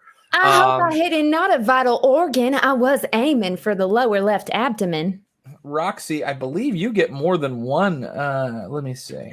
It says attacks 1. Okay, so you only get 1 shot per round, but you do have 6 shots in your gun. Okay, so unlike our friend Flash, you can keep shooting for 6 rounds. And Okay, I haven't pulled a gun yet. I only have my saber out. That's right. And you used your turn for a very the shouting. smart credit rating, but Yeah. but next round you'll be able to do something. Okay, so one of the gentlemen that's coming toward you is taken out, but at that point I have to roll something because a gunshot has gone off. Yep. Yep. You hear Densmore screaming in his cell when the gunshot goes off. He is extremely unhappy about what has just your happened. racket. And okay. I'm sure they're all screaming like banshees. They are all screaming like banshees, but I can tell Roxy that she, Densmore's like right behind her there, and she can hear specifically his voice, and she knows that he is the mission, and she hears him going, "No, the Black Devils, they're coming, and then, okay, the lights go out. The lights go out. Everywhere. I know that there was light coming in from the window outside. There is suddenly no light. Lady Hypatia, it is your turn. Oh, by the way, in the absence of light, everything becomes hard or extreme, depending on the skill. I would like to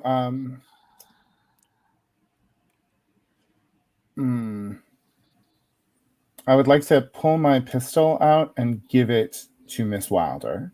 Okay, very good. That's a small enough action that I will allow you something else if you'd like, some other small action. If you don't have anything else, no problem. All right. I would like to roll occult to see if I know some sort of ward, like basic ward against evil. Okay, I'll allow it. Yes. I fail. I hear you muttering incantations. Do you know who knows his incantations, Miss Montague? Lady Montague? Horta, I can save you. Let me out of the cell. Very good.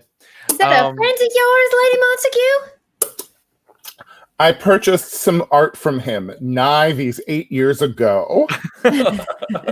Very good. So now it is completely black in the corridor. It doesn't make any sense. What happened? Was there an eclipse of the sun? But you were all in darkness. And in fact, this is so troubling that I do want to ask for sanity rolls from everybody. It doesn't make any sense. Yep. All right. Yep. I'm not the best fan of the dark. It is not easy to shoot in here. All right, sanity. Yay! I failed. Miss Wilder, you take 2 sanity loss. And I gotta spend some luck. I could kill a man. you may not spend luck on a sanity roll, my poor Mr. Harrison. Mr. Harris, Colonel Harrison rolled 44 for a 40. Colonel Harrison, then you lose 3, taking you down to 37 sanity. A gentleman's viscera does nothing to my constitution, but the moment I see the lights go out, I'm fearful for my life. Nobody has gone temporarily insane. Everybody is still in control of their characters. But I think it is safe to say that, Lady Hypatia, you were the only one who has kept your head. And now we begin with a new turn. Roxy Wilder, you are our first. Before we go on, I do want to say, the blood of William the Conqueror runs through these veins. Of course, I was capable of keeping my composure. Like, I am wrought of kings. Sorry, go on. No, that's quite all right. Okay. Yes. All right. So, new round, Roxy Wilder. It's completely black in here. What would you like to do? Well, I hate to put my hands on a lady, as I myself don't like to be touched without my consent, but I think, given the circumstances, that I'm going to have to abandon our friend Flash in this corridor, and I would like to usher the Lady Montague into the cell along with the gentleman that is our mark, and I would like to reach through the bars and try and feel my way. I still know which key I used to unlock the cell, and I would like to use that one to relock ourselves in the cell. That way, since they only have clubs, I will just point the rifle at anyone who tries to open this lock in the dark. Give me a dexterity roll, Roxy Wilder. And by the way, Lady Montague, you have to tell me whether you're allowing her to usher you in or not. I'm allowing it. Okay, very good. How'd you do, Roxy? Just regular success. Okay, Roxy, your deft fingers remember which key you need to use. You unlock the door, you get inside, you reach out, and you lock it again. You are now locked into the cell with Norman Densmore. And when you both turn, you see that the only light in anywhere in this corridor, in these rooms, are his eyes, which glow bright white as he shakes with fear in the corner of the cell. And now we turn to Flash Harrison. Flash, what are you going to do? Everything's gone dark. People are swinging clubs at you. I, too, will be swinging my sword. Flash, because it is dark, it will be half your normal sword skill. Okay, so cavalry saber. God dang it. I retired the other set. I did not. I just am hitting air. Okay, here come the three gentlemen that are trying to hit you. And they also must roll at half, of course. Fail. A critical success. All right. If I drop my bottle, I'm gonna be real mad. Flash, look, don't Flash, don't fear. Okay, no, Jackie, don't fear. Flash, you can fear. Okay. Okay. But what has just happened is this gentleman has not only rolled a critical success, he has rolled an 8 on his D8 for his club. Oh yeah. So basically, he has done the most damage he could possibly do. I think that 8 damage is more than half of your hit points, correct? Move right. Where the heck's my hit points? They are next to major wound. 12. Yeah, so it looks like I have 4 hit points left. Okay, so you have 4 hit points left. Technically, I should rule that he does like double damage or something like that. He would have done like 16 altogether. What I'm going to say to you right now is that you're going to make a Constitution roll to see if you stay conscious and take a major wound. I am more than willing to cower.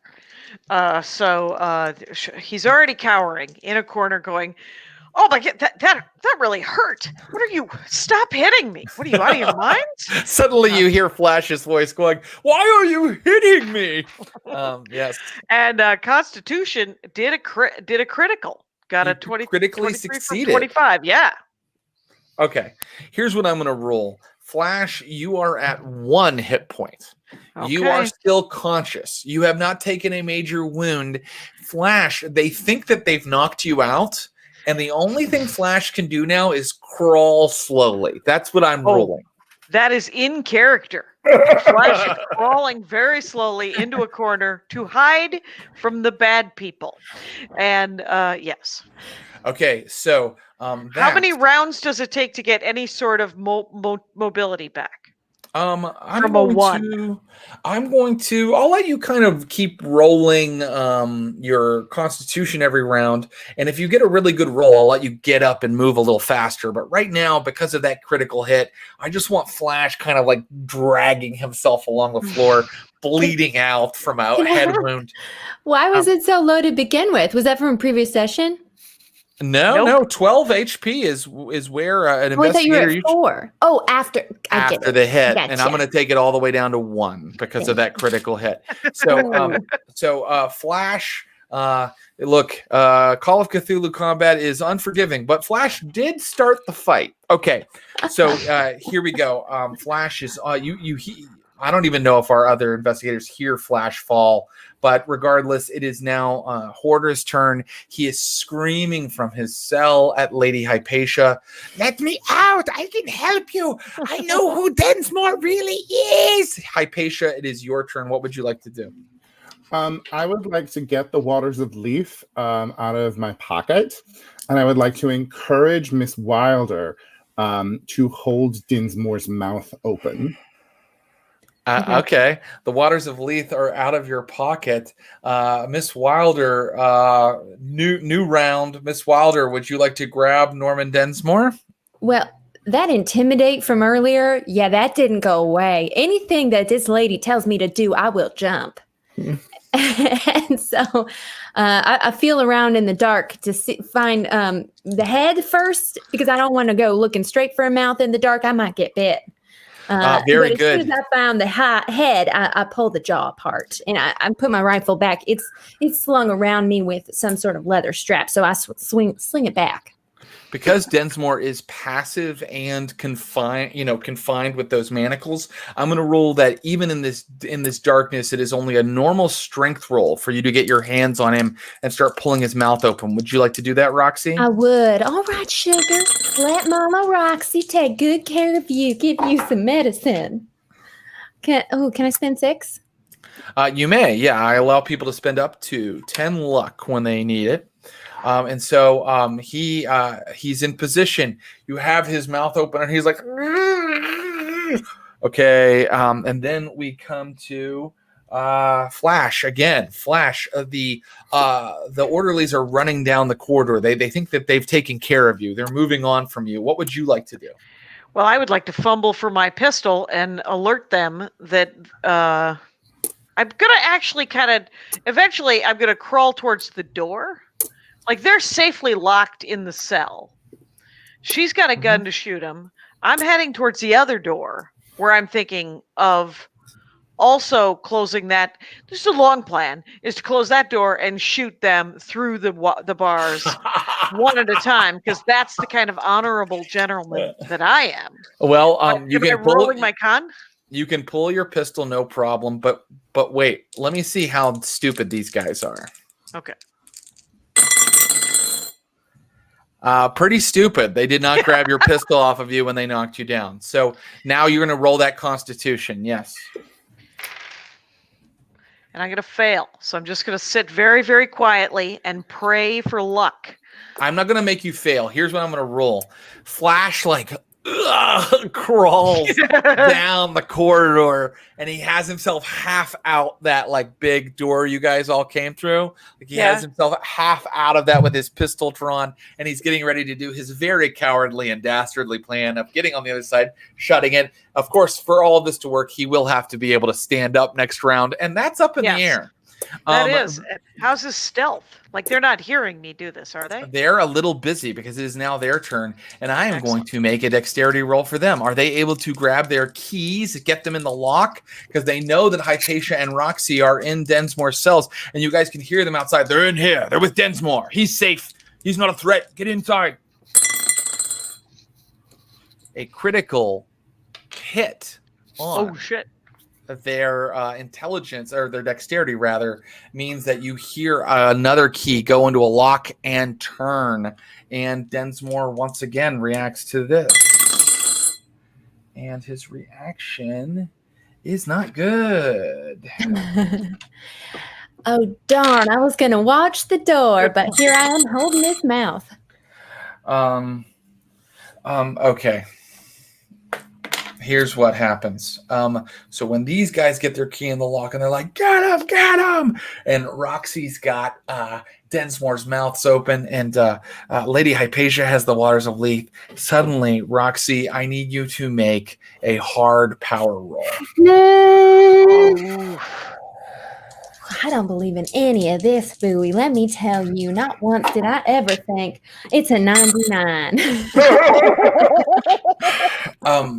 Suddenly, Roxy is thrown free of Densmore and smashes against the back of the cell as if by some incredible power, as Densmore becomes incandescent, and his bonds break like paper under him, and suddenly power is oozing out of his eyes, and he goes, "How dare you confine me!" And the whole place is shaking.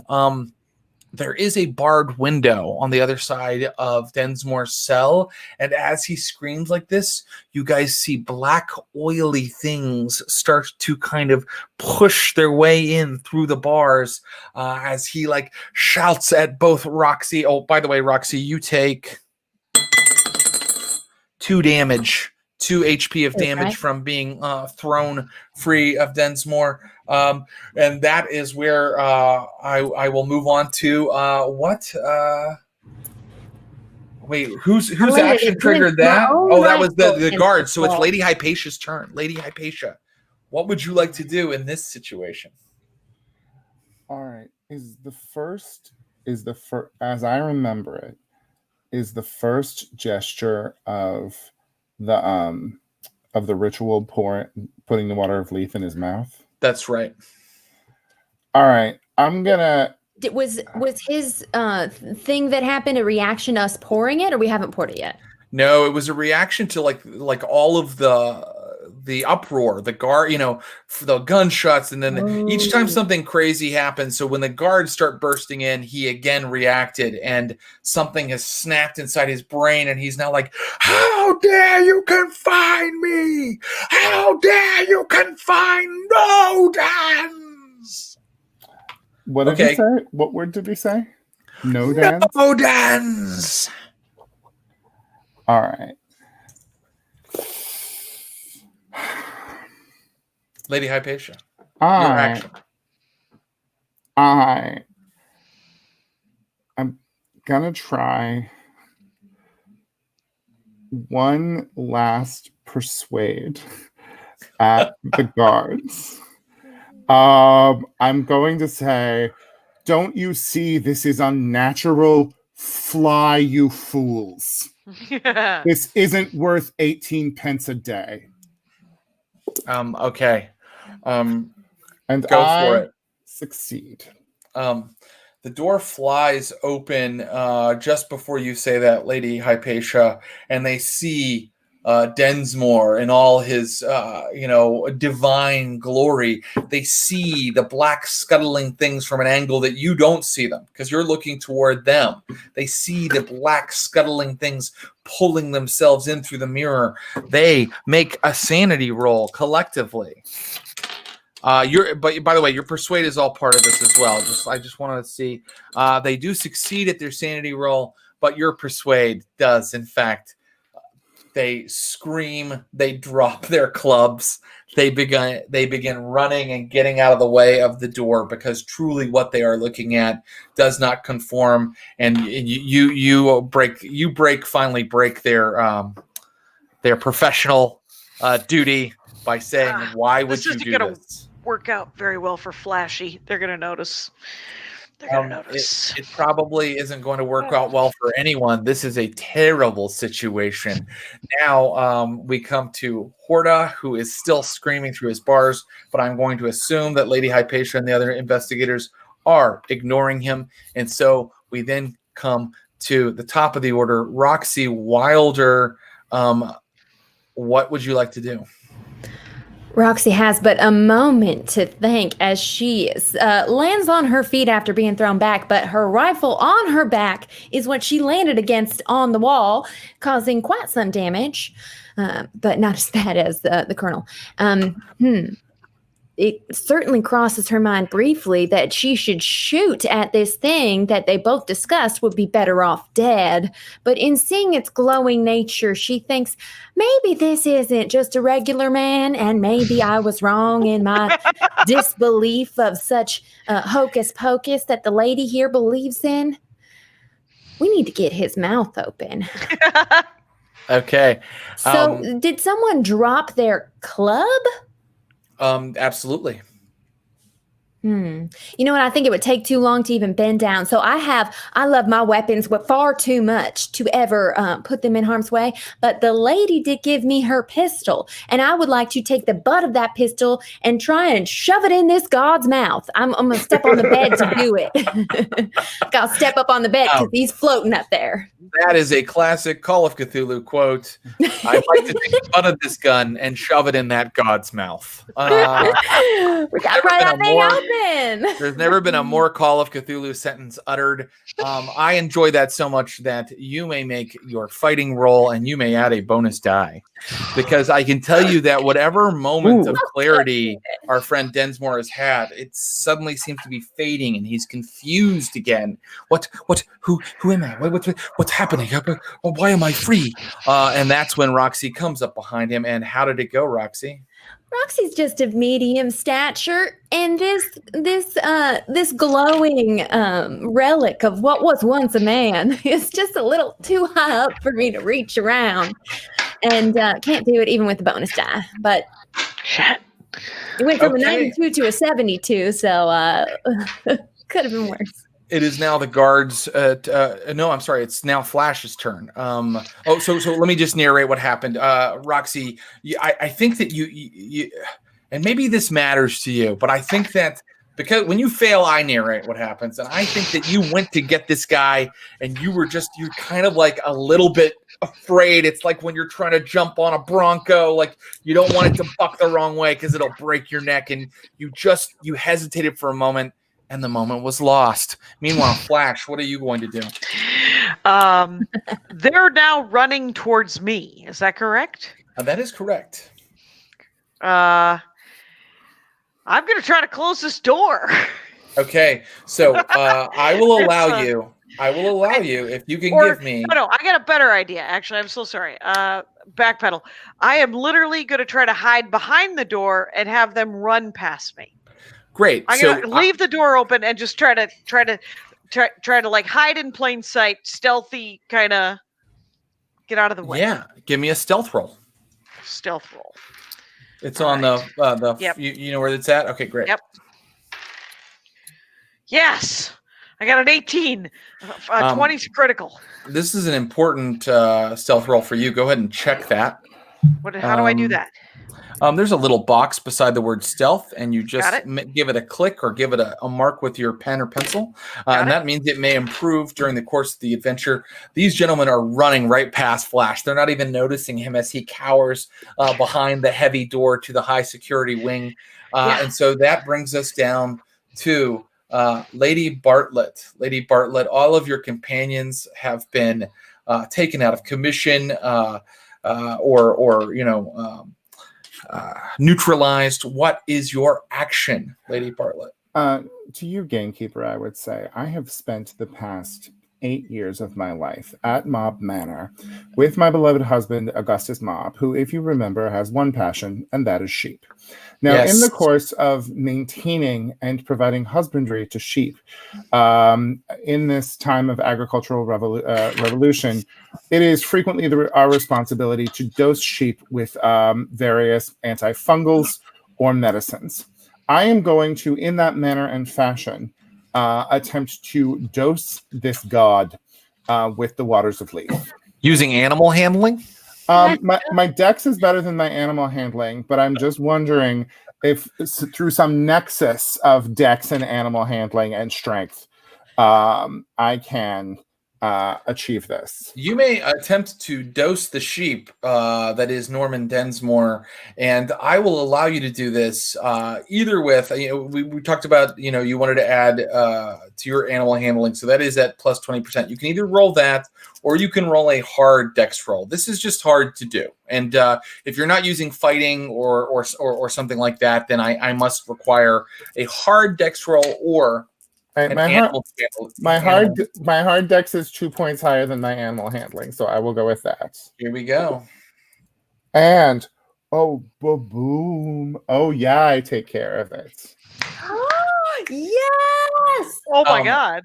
Lady Hypatia jumps onto Norman Densmore. She pours the liquid down into his throat, and now comes a moment of truth, everybody, because there is another part to the spell. It dribbles from his mouth a little bit, but you've gotten the most of the vial into his mouth.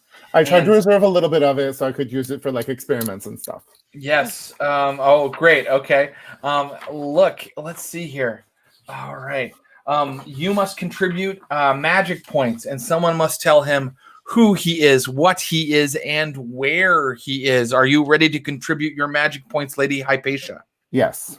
You contribute 5 of your magic points, and you Okay. must tell him who he is. All right. You are Frederick the Great. You are in Potsdam, Germany. Oh, And- wait. No, the spell says that you only tell him who he is, and then the next priest must tell him what he is and where he is. All right. So you have told him that he is Frederick the Great. Let's see how your companions do. We now come to Flash. Flash is cowering behind the door. Flash, give me a listen roll. A listen roll in a screaming corridor? All right. Yeah, that's why you have to listen. Okay. 32 out of and I needed 20, and there's not enough. I can't spend more than 10 luck, right? No, you can't spend more than 10 luck, Flash. So Flash is cowering and not doing his part of the spell. I guess. But can I crawl? What I was going to do is I was going to crawl back to them. You certainly may. And if you give me a Constitution roll right now, you might be like kind of running. Nope. No, I'm not running. I am. Flash, you are crawling back toward your companions. All right. Now that it's safe, right? You're crawling back toward your companions, and that's happening slowly as a crawl would. Roxy, it's you. It's all up to you. Are you going to contribute some magic points and tell him what he is? Oh, does it have to be in that order? Maybe not. All right. Well, I think that either way, I'm happy to do so. Now, you know what? When you said that he was like a bronco, akin to all those rings that I have shot in, and I have tried my hand at bronco riding, and let me tell you that I decide in his moment of weakness, I'm gonna whisper in his ear what and where or where he is, while riding him like the broncos I know so well. Okay, so great. You take you take off 6 of your magic points, and what exactly are you telling him? I'm jumping on his back, and I'm whispering in his ear that he's inside a bowl of fresh cream. So he's Frederick the Great, and he's inside a bowl of fresh cream. Who? Where? And I'm supposed to do what? No. Yeah, you have to do. Nobody say anything, because I'm going to take us out of combat time. Flash, you crawl finally up to the door. You pull yourself up, and you see that Lady Hypatia and Roxy. Well, you see that Roxy's on the man's back. You see that Lady Hypatia is kind of like holding the man as well. And here's the most horrible part, though, my friend Flash. Here's the most horrible part. Beyond that tableau of your 2 fellow investigators and this man that they're holding down and like casting this spell on, there is a barred window. And through that barred window, a black, horned, faceless thing finally pulls its way into the room. And this thing sort of unfolds spider-like and kind of looks down on your companions and on Norman Densmore, and you must make a sanity roll when you see this. Okay.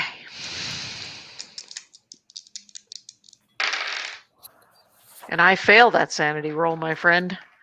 Well, let's see if our friend Flash can still keep his wits about him. He is about to lose. Let's see. He is about to lose 1d6 sand.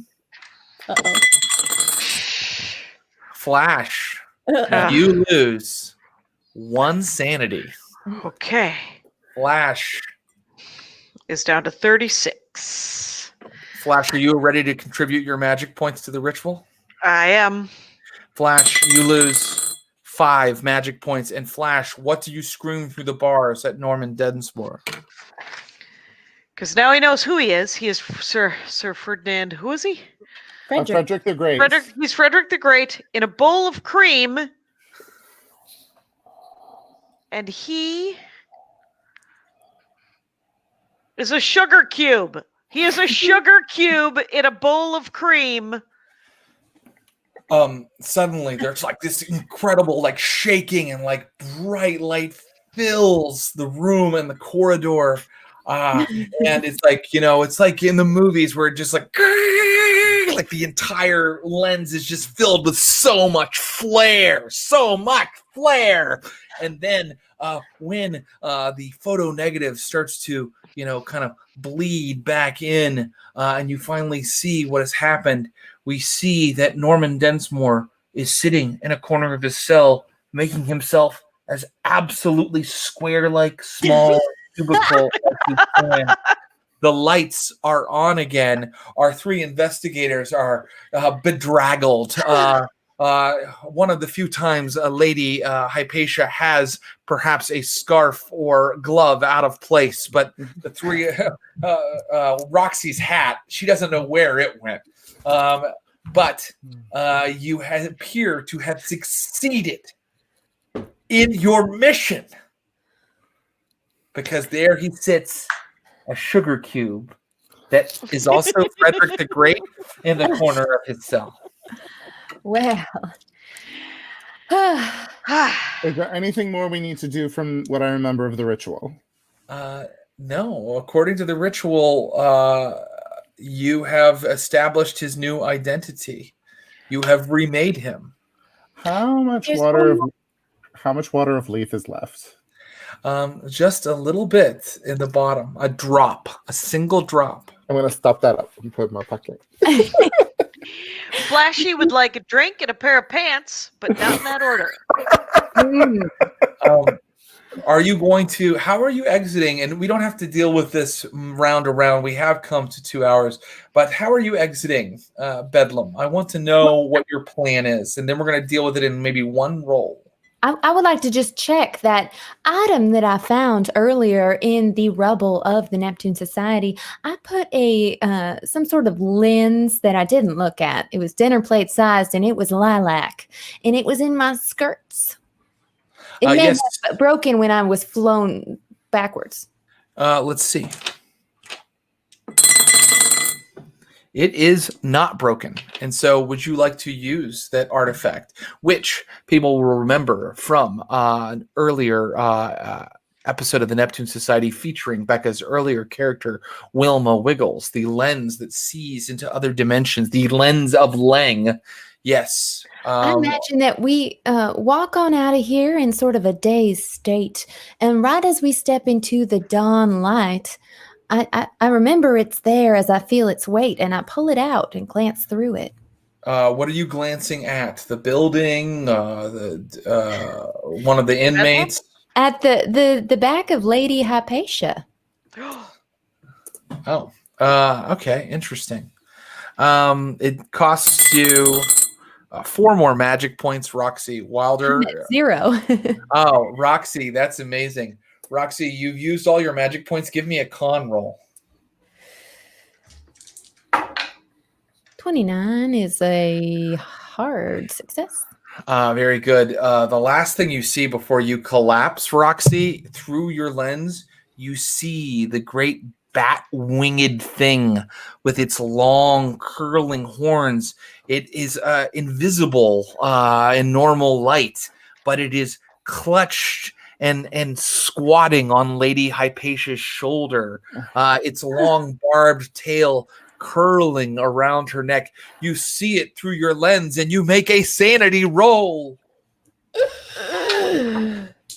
Oh, shit. So I failed. And you take 4 sanity, not enough to go temporarily insane, but with 0 magic points, I think that Roxy does collapse. And now I'm going to ask, no, I'm going to leave it there. In fact, I'm going to leave it there. That was tonight's edition of the Neptune Society. Thank you to Roxy Wilder, Flash Harrison, and Lady Hypatia Montague Bartlett Mobb, played by Jackie Kashian, Becca Scott, and the wonderful Guy Branum. You guys were absolutely incredible. Did you see that earlier comment about Lady Hypatia, Guy? What was it? that she is a battleship at full with her Full at sail. full sail at all times, and I love it. Clint made the observation that my man Potter was also at Sebastopol, and so on the carriage ride home, I inquire of Colonel Harrison if he ever participated in the sins of Sodom with a gentleman by the name of Potter, who is in my employ. Probably. Wow, I can't think of a A lot better of people place. want in on this. A lot of people want in on this, and Flashy's there for people who want in on it. I once was the concubine of the Queen of Madagascar for a year and a half. Yes, they have succeeded tonight. I'm actually really impressed because you guys really looked like you were. I mean, for lack of a better term, fucked. But you pulled it out. You succeeded at the mission. But of course, we have these wonderful players for two more Saturdays, and so there will be Fallout. There will be additional mysteries to delve into in regards to Norman Densmore and his incarceration. But for now, I'm going to bid my players a fond adieu. Thank you guys so much for being here. You guys want to see my zombie? Ooh. Yeah. Very scary. Okay. Oh wait. Where's you have a zombie? Yeah, he goes in the front yard. Terrifying. Yeah. He's coming out of the bookcase. Reading is dangerous. Thanks so much for this. Y'all are Thank you. Bye, That guys. was awesome. Becca, Jackie, and Guy, bye-bye. I am going to do our little end bit, our little end of show business. And if people have questions or comments, I can hang around for one or two. Next Saturday, Hexennacht is upon us, and so is the blood-soaked conclusion of Something Wicked, our Warhammer Fantasy Roleplay 4th edition mini-campaign with our Game Master, Humphrey Carr, and our amazing players, Gillian Jacobs, Phil Walker, and of course, SOB mainstay, Ross Bryant. You can catch the stuff that they've already done, the 3 sessions so far, on YouTube. I think the one that they did today will be up, tomorrow. And be sure to get in on that grim dark madness, because we don't want you to sleep on such an incredible game with such fun and funny players. Come back tomorrow at 6 p.m. Pacific for episode 30! Of Vampires of Pittsburgh. That's our Vampire the Masquerade 5th edition chronicle. Big stuff is happening. We're at a climax point of the players have essentially attacked a Camarilla stronghold, and there's a gigantic big Mama Wama fight happening with all of their soldiers and all of the anarchs and all of the Camarilla that are in this on this campus. I mean, I don't know what's going to happen.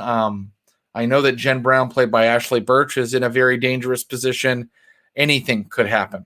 And then at Tuesday at 7 p.m., we have another visit with our Coven. That is our classic 1920s Call of Cthulhu game, starring my wife, Kara Clank, Megan Gailey, and Lisa Traeger, 3 hilarious comedians who haven't really played a lot of role-playing games, but yet are better at it than we are. So you definitely want to check that out. And also podcast.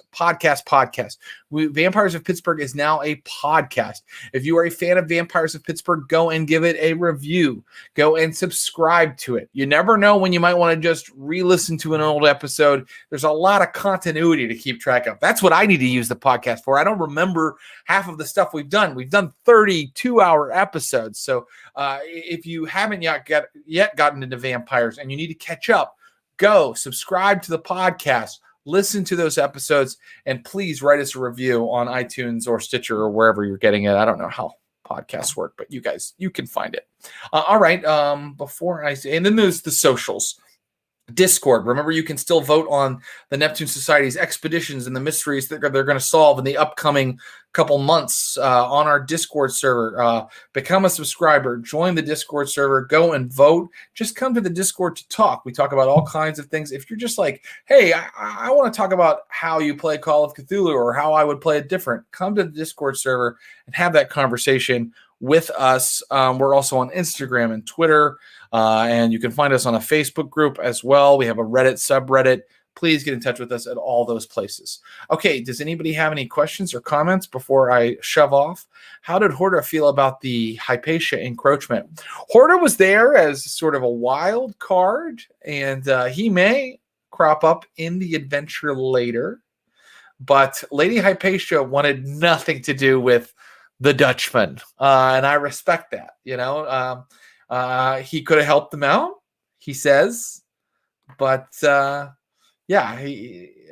I mean, look, Horta is your humble servant. He only means to help you. He in no way. He does not begrudge her at all. He simply wishes to serve her.